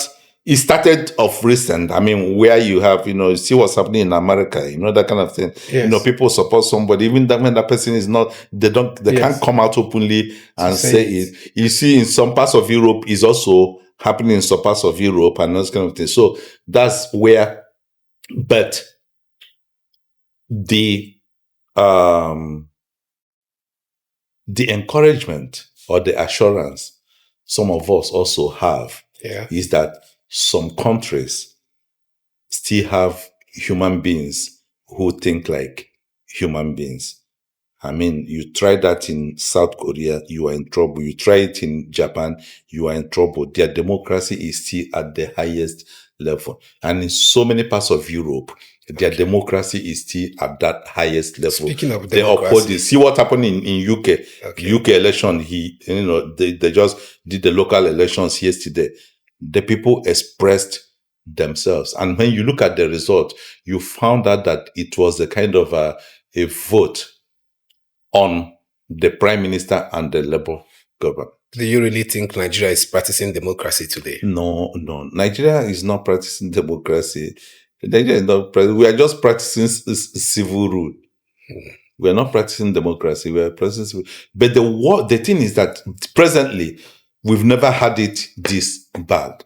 At least before, we used to have a situation whereby you have a Senate president that will say no to a president. Yes. I mean, you had Abubakar Saraki. Yes. You had Okibo. I just want to talk about him. You had Abubakar Okibo. Saraki. Yeah. Okay, let me give you an example. When Chubo Kadibo was the Senate president, even from the same party. Yes. From the same party. This man visited. Was it Clinton also that visited? There was one American president. That was Clinton. Yes. That visited, and Chubo Kadibo gave a speech. And Clinton said something that he is also impressed that you can have a legislature that can criticize the executive openly within the legislative chamber without fear. And can you do that today? You cannot do that today. You saw Abubakar Saraki time. Yes. How he was also able to stand his ground. So no matter what you say about that their period and all, at least we had a resemblance of something closer to it. The House of Reps also, you saw the House of Reps on the Gale, Naba, and all those kind of people, they at least the issues were debated. Issues there were times when the House and the Senate sent back bills to the president and said, no, this cannot fly. Go and work on it. A president will work on the bill, bring it back, they look at it, they debate, and say no. Those debates on NTA and they'll say, no, Mr. President, this thing cannot fly. We can't accept this. And the president will start calling for a meeting. How can we get to a middle ground? It happened in this same country. Mm-hmm. But what you have today is where you have members of National Assembly, even a bill that the executive has not even thought about. They will have it in their mind and say, bring it, we'll pass it. It will pass it for you, even if we steal your bread, we'll pass it. So those are some of the challenges. So when you look at what happened, when you look at the last 25 years, you will know that every year that comes, we are taking 2 steps backward. Every year that comes, we are taking 2 steps backward. Every year that comes, we are taking 2 steps backward. So what we presently have cannot be qualified in any way. You cannot call it democracy. I mean, you have to think about the trust deficit. Go, take your microphone, send any of your reporter to go across the street and ask people, what do they feel about the state of democracy in this country? What do they feel about the issue of separation of powers? Do they think that the Supreme Court we have today can stand against the president? Do they think that the National Assembly we have today can say no to Mr. President? Just ask. Even market women will be able to give you answers. You don't need to go into deep intellectual rigor or to get your answer. Market women will give you that. So perception is the reality we have. Okay.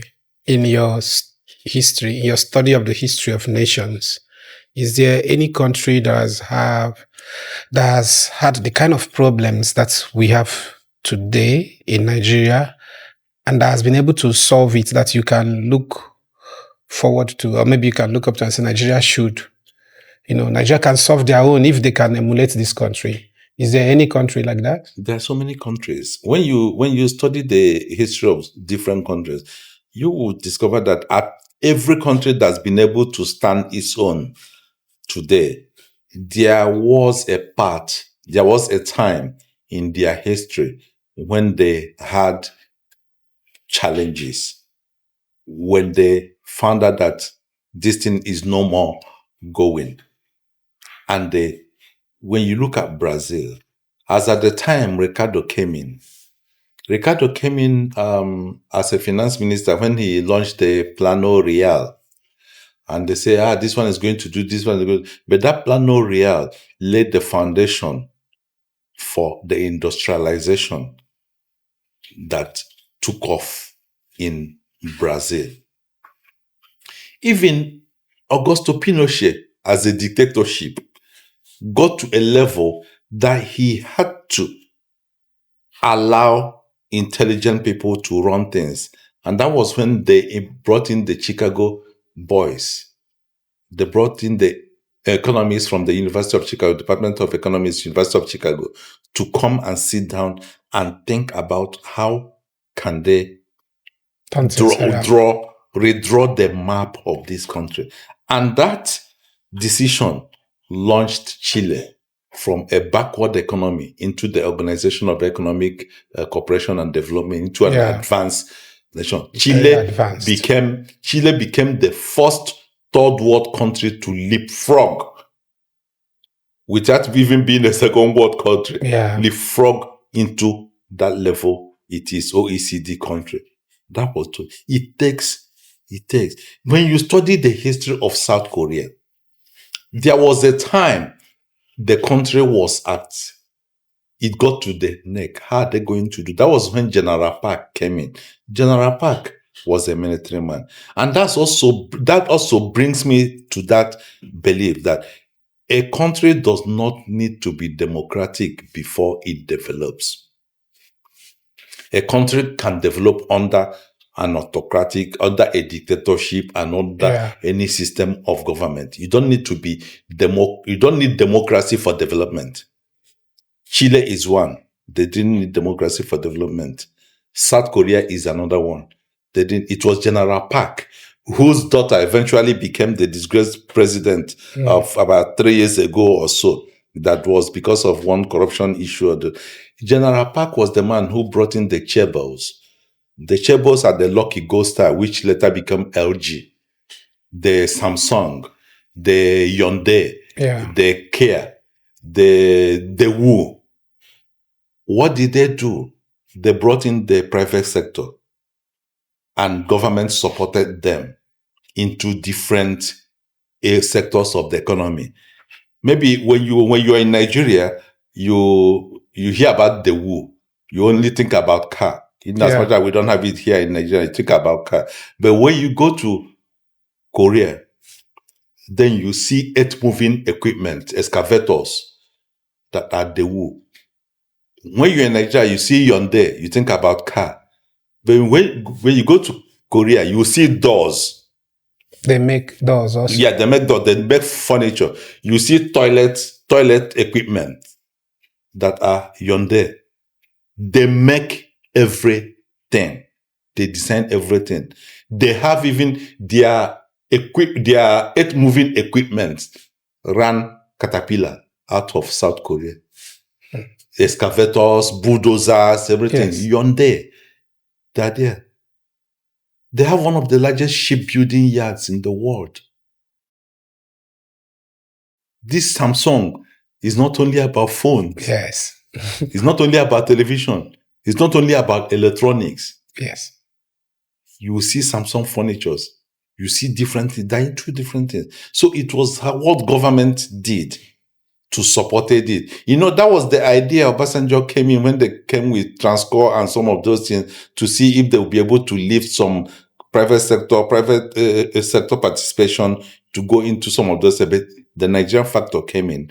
It was mismanaged. So these countries were at the level. Look at Vietnam today. I mean, how many countries in the world suffered what Vietnam suffered during the Vietnam War. If there is any country in the world that has every cogent and genuine excuse not to be useful in the world, it is Vietnam. At a certain time in the war, the Americans used aircraft to spray napalm. You hear about the napalm, the Viet Cong napalm. And what the napalm did was because Vietnam is a tropical country, what the napalm did was to affect all the trees so that all the trees will lose their leaves. All the whole trees in that place started withering, losing their leaves. Do you know why? Because some of the Vietnamese armies were on top of the trees with bows and arrows. They were setting traps all over the whole place. Americans had to run away. But look at where Vietnam is today. If you go to that country today, you will marvel. You will marvel. See where they are today. See what they achieved. They're one of the fastest growing economies in that region today. See where they are. So every country passes through this. But the issue, which is my challenge with a lot of Nigerians when we engage in some of these things, these two shall pass away. No. No. It shall not pass away. Things don't just pass away because you expect them to pass away. Or because time is moving. Things don't necessarily pass away because you expect that things shall pass away. Things don't necessarily. You see, things can go up or it can go down. And let me tell you, something can go down and you think that the thing has reached the level it cannot go down again. Something it can dig ground. It can dig ground on itself and start going inside the ground. Something has reached the not there. You think that this thing cannot go worse again. There is something called worster. Things can go from worse to worster. Okay. So looking at the Nigerian political scene going into 2027, is there anybody you think can be our Ricardo in Nigeria today? Yes.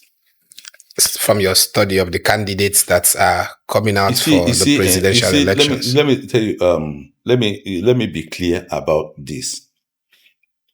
When people ask me about some of the policies of President Tinubu that I agree with and those I do not agree with, I highlighted some issues. I said that floating the naira was necessary, but floating it 100% at a go was devastating. Going all out and you just say, "Piam, we've removed it," was devastating. And the impact of that devastation can linger for so long.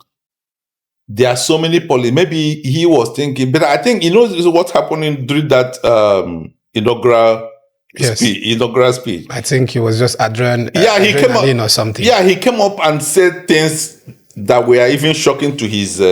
They said, we've not discussed it to this. Yes. But because he has already said it, he has to go ahead and implement them. That kind of thing.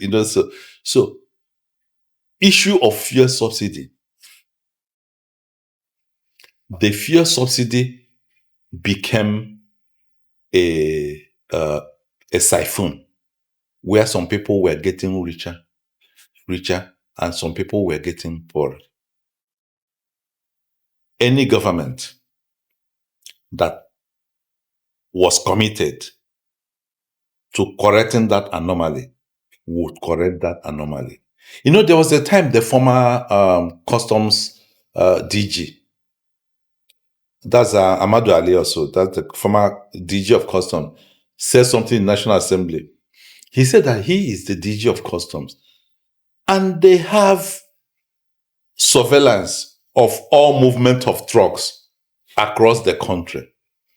That the quantity of fuel that NMPC is declaring that Nigerians are consuming in a day, that data from the customs, That's not correct. when they factor in the movement of trucks and all those things, that the maths is not matching. Yes. It's not matching. So he said that something is wrong.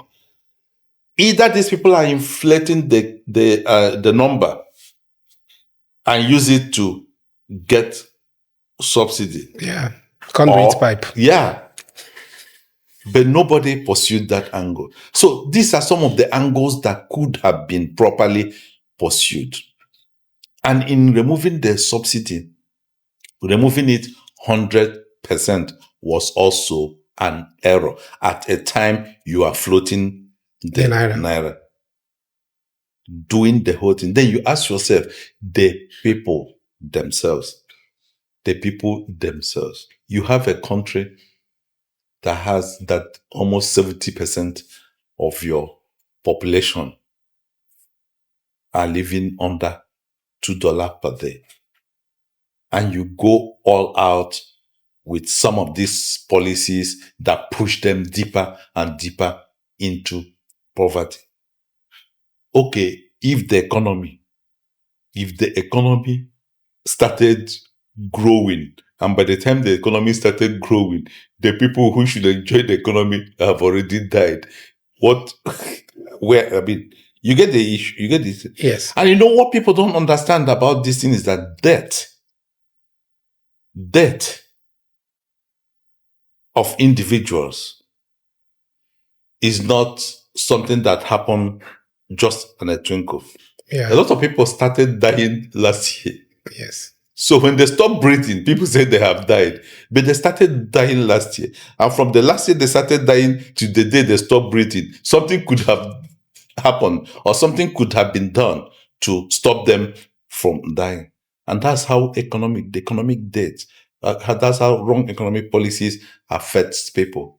When it pushes people, denies them, you don't have health. You don't have, the social sector is almost dead. You don't have a cushioning effect. What you call all these things they share from palliatives and all this kind of thing, all these things are just for photo ops. It does not affect the people. We don't even have reliable data to know who is where. And people keep on telling you, expand the tax base. Expand the tax base. What are you taxing people on? Are you taxing people? Now there's a new one now that coming up with, there's a new law from the CBN that requires banks to do certain upgrades and all those kind of things. And banks are saying that cost will be moved down to the consumers. The cost will be moved down to the consumer. These are the same banks that are ripping us from, now every month now, they tell you how much your SMS they're sending, this one they're sending, they will send you a happy birthday and they'll collect money from it. They will send you happy independence anniversary. They will collect money from you for sending you happy independence anniversary. I mean, this is the only country those kind of things happen. This is the only country those kind of things happen. These are things that are free services elsewhere. A lot of people talk about that our banks are advanced. Yes, the banks are advanced in certain areas, but in what banks are supposed to be, they are not advanced. They're just rentier institutions. That's what they are. And now the telecom companies have joined them and all this kind of thing. Have you not noticed that when you buy the so-called 20 gigabytes and they say it's going to last you for this and this and this, before you know it, you don't know where everything, and nobody is. I heard the other time the NCC was telling them that they have to pay people back some of the data they stole from people. The one they sent 300 naira, something like that. It's crazy. It's crazy. Few days ago, I had an issue and needed to use another line I'm not been using because the main line I was using wasn't browsing. There was a network, so I wanted to use the other line. I said, okay, let me put 5,000 let me buy 5,000 data from my bank and put inside that line. That's an MTN line. I bought the 5,000 data from my bank. And by the time I check my balance, it was saying 4,700. Remaining. So, yeah, I've not used it. I said, so now, you pay VAT for what you bought. You also pay VAT for the notification they give to you of what you've already bought. You get the kind of thing. These are things nobody is talking about. Consumer Protection Council is not looking about it. How people are paying layers of taxes on one product. You pay up to 2 or 3 different layers of taxes. So if I pay VAT on a bank transaction, now the bank charges me for that transaction and take their VAT. Now the bank notifies me of that transaction. And the notification of that transaction, I'm supposed to pay. Okay. And they also charge me VAT on that notification of that transaction. That's crazy. I think the telecom industry are doing the worst. Because come to think of it, should data expire in the first place? Data that you bought with your money, why does it have to expire? It should expire when you finish using it. Not that they will tell you in 7 days if you don't use it.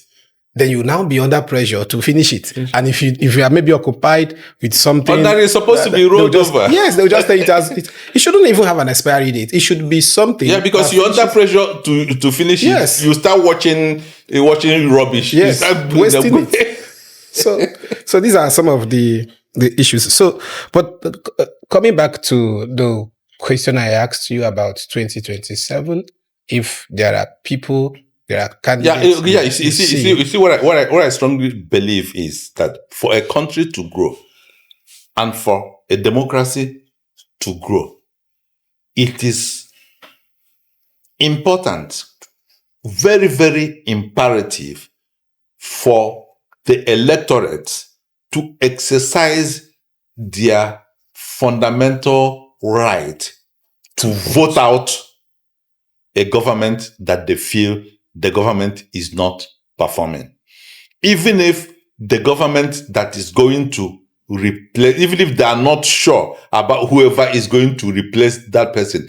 But that, if you don't instill that fear and concern within the political class, that they can be voted out if they are not performing, there is no way you're going to grow a political class that will start thinking.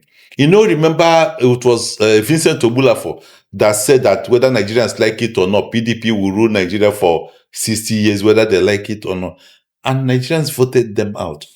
And I like that, not because Nigeria replaced them with a better alternative, but that it also sent the right message to them. That if you're not performing and you get so arrogant on a seat, you can be voted out. And in 2023, let me tell you, whether people accept it or not, Nigerians also exercise that message to APC. Whatever the outcome, whether the outcome did not tally with that expectation, but that Nigerians were able to shake the APC from their roots was a very good message. And that's also why I'm telling Nigerians, don't relent, go all out. And if you believe and you have evidence, believe that this government has taken you back, has not impacted your life in the way you expect, has not done anything to improve your life. Because when you talk about the economic improvement, I mean, if your economy has not improved, the economy of the cameraman has not improved, the economy of the technician has not improved, the economy of the man sitting down there has not improved, my own has not improved. Is it not the cumulative economies of each and every one of us that should make the national economy? Yeah. So if the national economy is growing and our individual economies are not growing, where is the economy that is improving? Yeah. No, that's the question.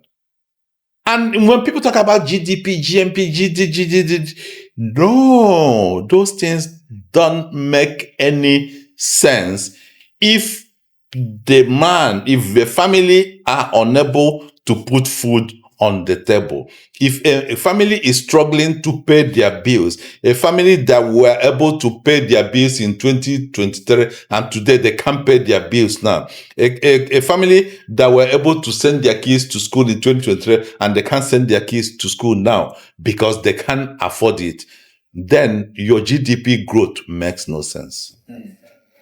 Okay, on the African scene, you write a lot about other parts of Africa. And one of the things you've written recently is the recurrent xenophobia issue in South Africa. Yeah. I'd like you to talk a little on that, because you shared a post where you were talking about some persons that wanted to take some action, like another country. I think it's Ghana in particular. Ghana. That wanted the foreign minister of Ghana, yes, wrote to the African Union that they should investigate the government of South Africa, and that they should call the government of South Africa to order that for negligence. And I strongly support that idea. And while supporting that idea, I also strongly expressed shame that the Nigerian National Assembly came up with the idea that they're going to send a fact-finding mission, send a team, ad hoc committee on a fact-finding mission to South Africa. To do what exactly? What are you going to do? You have the South African mission in Nigeria. You have the Nigerian mission in South Africa. Why not use existing channels? Write to them and express yourself, express your disgust and unacceptability of what is happening to Nigerians over there. And that's what Ghana did. You remember, as soon as Ghana called the South African High Commission to order and called him, in Accra and led their grievances, the South African police made a statement and posted it on their X handle, condemning the attacks on foreigners, because Ghana did something. Nigeria did not do anything. You see, I've met a lot of people and I engage a lot of them online who come out and say that, yes, but the challenge South Africans are having, this issue of people that are undocumented, people who come from everywhere and are causing issues, they're selling drugs and pushing their young women into prostitution and, causing all sorts of nuisance and all this kind of thing. Yes, but we can walk and chew. I mean, two wrongs can exist. Two rights can also exist. They are right in what they're saying. But being right in what they're saying does not infer that because these foreigners are causing certain level of nuisance or crime rate or selling drugs or pushing children into prostitution or occupying buildings and all this kind of thing, now South African thugs and mobs should go out and hack these foreigners to death. No. We agree that the burden of uncontrolled migration can have a very debilitating effect on service provision within a given country. But who is responsible for documenting immigrants? Is the government. Is it the immigrants? No. Who is responsible for making sure that immigrants are not engaged in crime? Are there laws and regulations that say that if you engage in crime, look at what will happen to you? Look at what will happen to you. Are there laws and regulations that say that you can't open up a street shop and you can't do this, you can't do this? What happened to those laws? Why do you have to have these mobs going about, attacking, going even into hospitals going even into schools, pursuing kids of immigrants, attacking immigrants in their shops, in their marketplaces. Why do you have to do that? That is wrong. And for the fact that the South African government and some of their politicians, except Julius Malema that has stood up and keep on condemning that, that most of them are keeping quiet. They're doing so because it is politically expedient for them to look the other way so that those people will have their decision. They don't want to stand against it so that those people will not vote against them. The same way so many Nigerian politicians don't want to say anything against terrorism and banditry, don't want to come openly and condemn banditry and condemn terrorism because they are afraid of the political backlash of our so-called disgruntled brothers. You get that kind of thing? So that's the major problem. It's a political bet, and the politicians are using it to get themselves endeared to the voters, while the voters, the so-called voters, are causing. Now you find out that some of those gangs are going about raising funds, collecting money from foreigners that are using it to maintain their march and all those kind of things. And like I said, I told to a South African friend who is also a journalist, I told him, I said, look, what you people are doing, our people used to say that it's very easy to give a monkey water, in a cup. You give monkey water in a cup to drink. But the thing is how to retrieve your cup. That's where the problem is. When the monkey finished drinking, and you say, monkey, I want my cup back, how do you retrieve it? That's where the problem is. When you allow non-state actors to take laws into their hand, to become law enforcers, to the level that they are also sharing with the exertion and the use of violence to enforce laws with the state. When the time comes for you to stop them from that action, that's when you will know that it is not easy. Yes. When people have, they've drank from the cup of power, of authority, of moving the street unchallenged, of beating anybody they feel like beating, it becomes a way. And when they do it for too long, all this period they've been doing it, what I'm saying is that if all the foreigners in South Africa today, all those foreigners in South Africa today, if they leave South Africa and they go back to their countries, the problems in South Africa will continue. And what people don't understand is that there are about 5 countries in Africa that has the largest number. They share about 60% of African migrants and migrants from different parts of the country. And what people don't understand that Nigeria is one of those countries. Cote d'Ivoire, South Africa, Nigeria, Ethiopia, and Kenya. These are the 5 countries.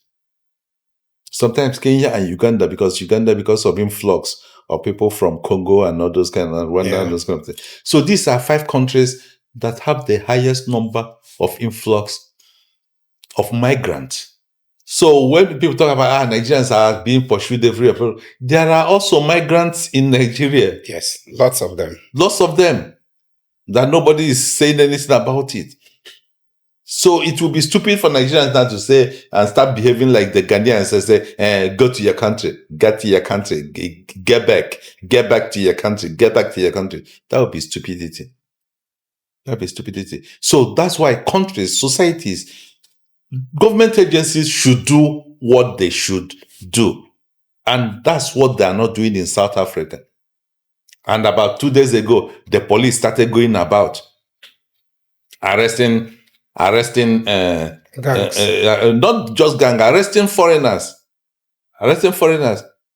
But the issue is that the improper documentation and lack of documentation of foreigners is the fault of the Home Office. Yeah. There are close to 5 million South Africans that are not even documented themselves, which is the fault of the Home Office. No, every country has the right to determine who comes into their country. Yes. And who lives into their country, and within which bounds that person should exercise his right as an immigrant. But what you do not have the right is treating an immigrant as if he's a criminal just simply because he's an immigrant. You don't have that right to do that. If you were to become Nigeria's president, what's like the one painful decision you are going to make the next day? Painful? To move the country forward, something you know that needs to be done or must be done to move this country forward. Somebody has to do it. Something somebody has to do right now. You see, as I said, everything is connected to everything. If Nigerian economy grows by double digit in the next 1 week, and still nobody feels safe to drive from Lagos to Abuja, or from Lagos to Calabar, or from Kano to Ilorin, that economic growth is rubbish. If you achieve a high economic growth and the farmer in Katsina or the farmer in Nasarawa or the farmer in Benue is still afraid to step into his farm because of activities of bandits, that economic growth is rubbish. The most important thing I wrote it one thread last night. The most important thing any leader can and should do in Nigeria today is to tackle insecurity head on. See what's happening in Mali. Yeah. You see, there is something called the dilemma of the ostrich. And that has to do with that there's a human sense. There's certain default in the human mentality that always try to make trouble look so distant. In his mind, in his mental calibration, a trouble is still far, so distant that it will not get there. It will not get here. When you hear that something is happening, you say it will not get here. Like the issue of environmental degradation.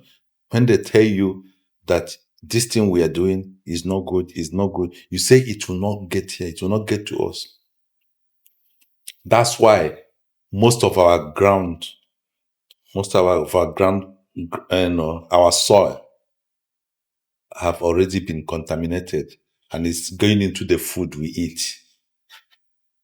Lead poisoning, lead contamination has circulated into underground waters all over the whole place and it's affecting the food we eat. But if you tell them, as long as they're not seeing it, as long as it's not something they're feeling immediately, it will not get there. What's happening in Mali should teach Nigerians a lesson. Because some of those organizations that are fighting those governments in Mali are already in Nigeria. That organization that's in Para State also is one of the leading organizations that's fighting in Mali. So that ostrich mentality, thinking is not going to get here, is a very big, big mistake. Check presently. In 2023, do you have any insecurity challenge in Para State? It wasn't. Was there any village in Para State or any local government in Para State that people deserted by 2023? You can't think of any. Yeah. But today, you find out what's happening. And it's coming. Everything is coming down. You know, when we hear there is a bomb blast in Brno, Brno, where is Brno? But it's happening. That was what happened in the Southeast. Everybody was playing the ostrich. Yes. We were playing the ostrich, until the whole thing became pervasive. And for years, people were not going home for Christmas. And the worst thing you can do to the Igbo man is to stop him from going to his village during Christmas. It's like death.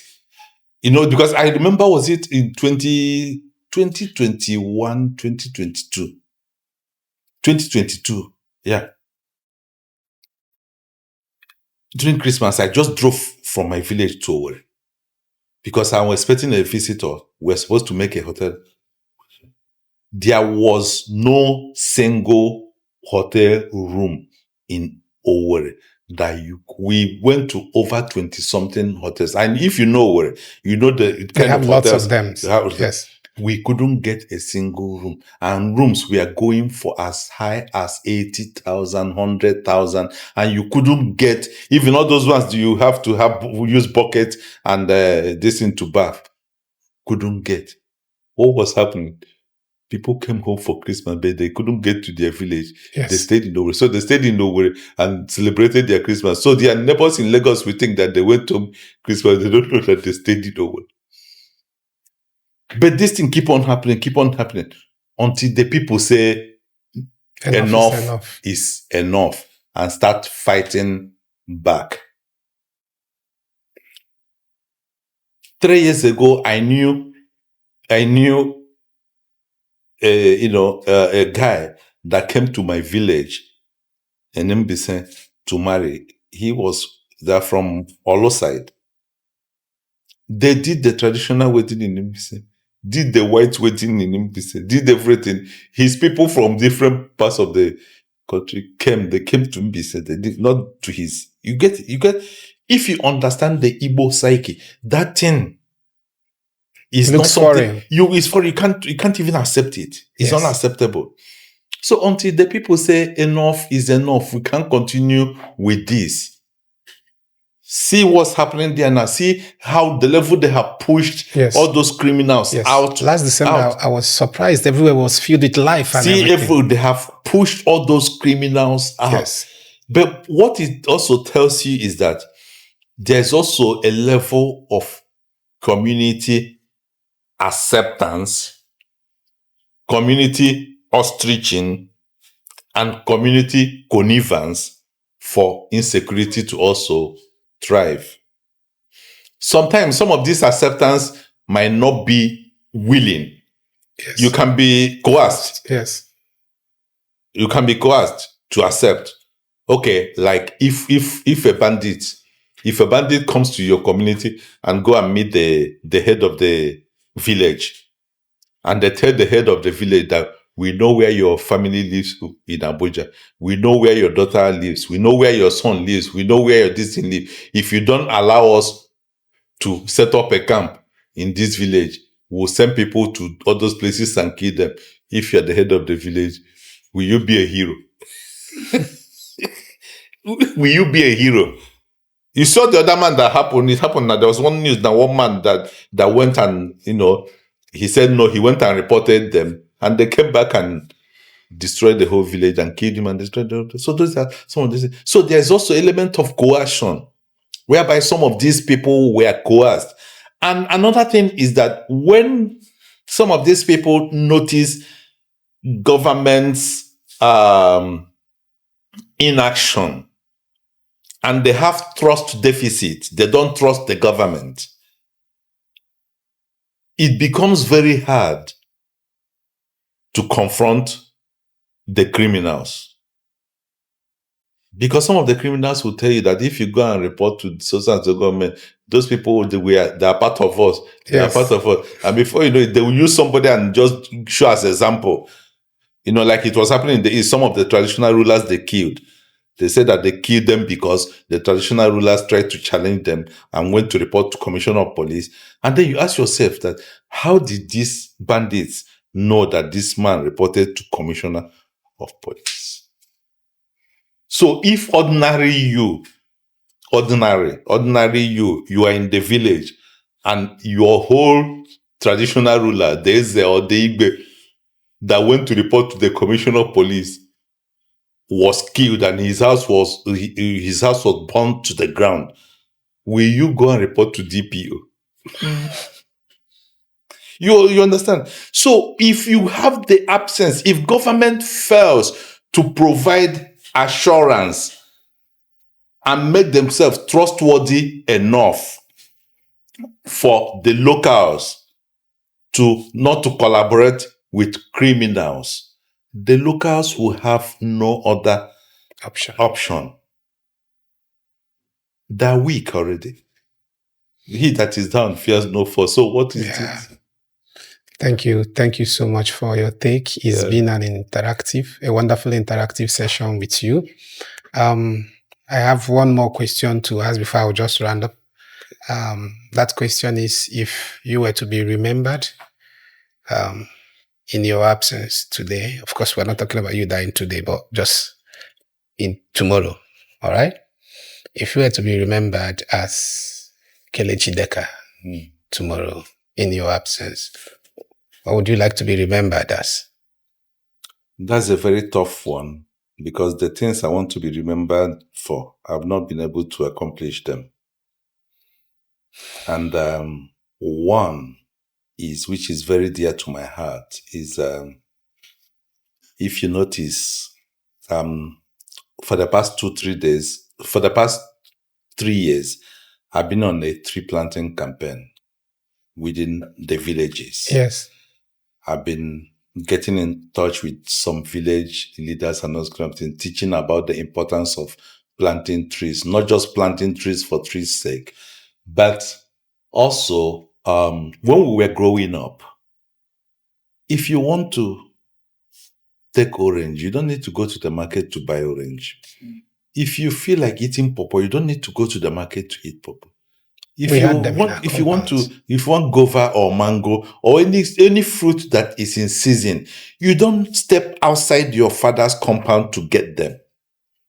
They're all over around the house. You see all these trees around the house. Every building, every compound when we were growing up had all these trees, all these fruit-bearing trees. What happened? And now we are richer than we were before. Now we build mansions, and you come, all the mansions are concrete. All the mansions are concrete all over the whole place. There's not even grass, there's not even flowers, there are not even trees. Something is wrong, and we don't know that something is wrong. People are no more planting trees. Our children, there are so many trees. When was the last time you saw an Iroko tree in Igbo land? Iroko that was common when we were growing up. When was the last time you saw Iroko? I've been taking documentation of trees that are disappearing. Years ago, I went to a certain governor of Imo State, and I said, sir, look at my proposal. Can the government allocate a certain large expanse of land? In that land, what we're going to do is to get all these trees that made us tropical rain forest. Let's plant all of them there. Both shrubs, herbs, different kinds of trees, all those ones that are facing extinction, because the biggest challenge we have in the Southeast now is urbanization. And the mistake our people make is that they think that urbanization is development. Urbanization is not development. It's not development. When I was growing up, we had pipe-borne water in my compound in the village. As at 1980, 1981, up to 1990, we had pipe-borne water that ran. Almost of the compounds have pipe-borne water. Let me give you an example. When I took my kids back to the village, and they saw water tap just outside the distance, they said, what's this one doing there? They just opened it and water came out. They said, what? Water came out, and there is no NEPA, and water is coming out. For kids that were born in Lagos, not knowing anything about potable water supply, it shows you how we have regressed backward. But we don't know. We think that we are developing. As a kid, my father used to drop me at the library at Abombisen local government headquarters. As a 10-year-old, 11-year-old, he would drop me there in the morning. In the evening, when he finished running whatever he came to do, he would come and pick me. There was a paperback we call Ladybird series, box series. It's for kids, 7 years. They have to have age and listen. That's when I started using library. At 8, 9, 10, I was using library in the local government. Every local government had a library. When I grew up, we get to, we were about to enter university, there was a library, major library in Owerri, where you have the State House now, Yes. where you have that roundabout now near the State House. That place that Rochas built that chaplain, that was where we have Imbo State Library. That place used to be a gathering for young people. Come and read, come and read after reading, because he has something, there's some parks, there's a park tree under, people sit down and they discuss. That's how life is supposed to be. We lost it. Nigeria is a population of 120 million people. We have presently 391 libraries. Out of that 391 libraries, not up to 100 is functioning. And the 100 that is functioning, you won't get books that were published, say, 10 years ago. Some of the books we are getting is Nekon and Parker. You won't even, well, that's Holderness and Lambert. Those are the books you will get. Go to Habad Macaulay Yaba, where they have the National Library. It looks like a museum. Archive. Looks like an archive. So that's what I'm telling you. When I was growing up, we had library. When I was growing up, my result, first year, second year, third year, final year result at UNN was posted. UNN posted it to my parents. My parents got it through the post office. My result. Semester results. Yeah. It was through a post. My parents got it from in my village, post office in my village. They received my result. JAM posted through post office. We got it through post office. JAM posted it through post office. Today, where are the post offices? And we thought that because of the internet, post office does not exist anymore. That is the thinking of highly ignorant people. That's ignorant on rampage. The largest post office in the world and the most profitable post office in the world is Japan Post. And it's also, the Japan Post is also the owner of the top 3 bank, because the post bank, they turned the post into a bank. Post offices run everything. You can't run an economy without the logistics that a post office offers. When I was growing up, the general hospital in Abombisen had about 5 specialist doctors. There was school of midwifery there. The whole wards within the general hospital was sparkling clean, everything. The total number of doctors there were about 11. That's in the village. When I was growing up. Go there today and see. We are not developing, we are underdeveloping. So these are some of the things when I look at it. And people think that because now you can come to my village now and you can't count the number of upstairs. You can't count the number of Mercedes-Benz. You can't count even there are some people have Rolls Royce in the village and you can't count it. And people think that because of that we are developing. They don't know. Urbanization is not development. urbanization is not development. And have you thought about it? That in advanced countries, rich people don't live in the city centers. They live in the suburbs. It's poorer people that live closer to the city center. But in developing countries, rich people live in the city centers. Poorer people live in the suburbs. And that's also the same thing that happens with even feeding. You find out that in poor countries, being fat and feeding on junk is the sign of you have money. But in advanced rich countries, being fat and feeding on junk is a sign of poverty. So the thing I would like to do, conserving our trees, our shrubs, our ecosystem. There's a shrub we used to call orangilla. I don't know if you know it.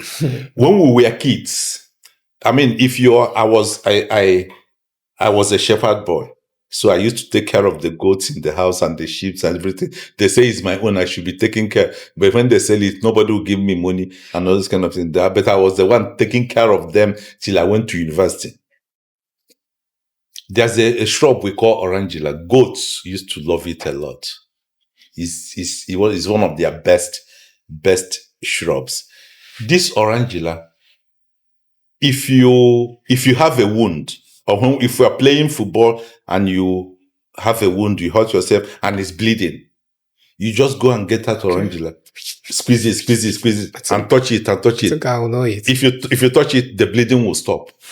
Do you know that a university in Canada came and they took those shrubs and they've been studying it and they're using it now to develop a serum that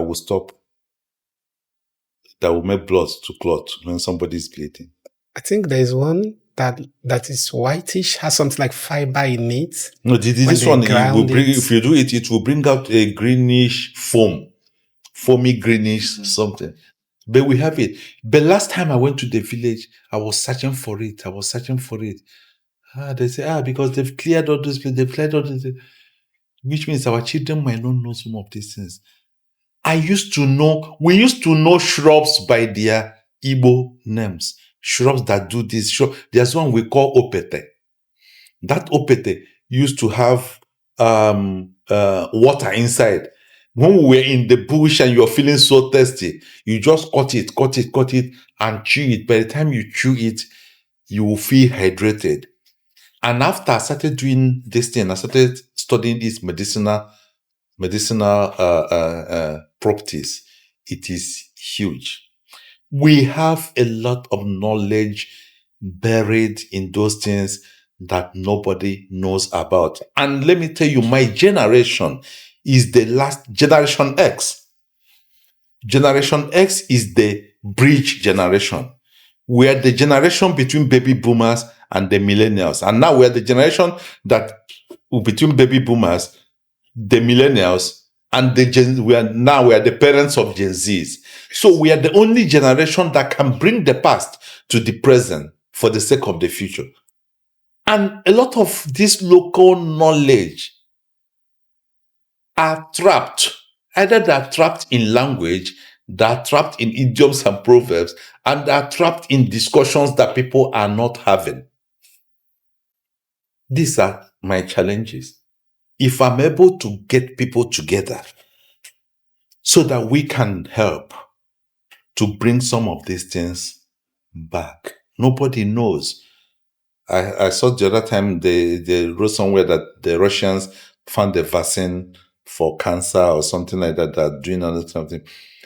Maybe some of the things that can cure all this cancer, all these kind of things we have, many of them are looking at us every day in our villages and we are looking at it.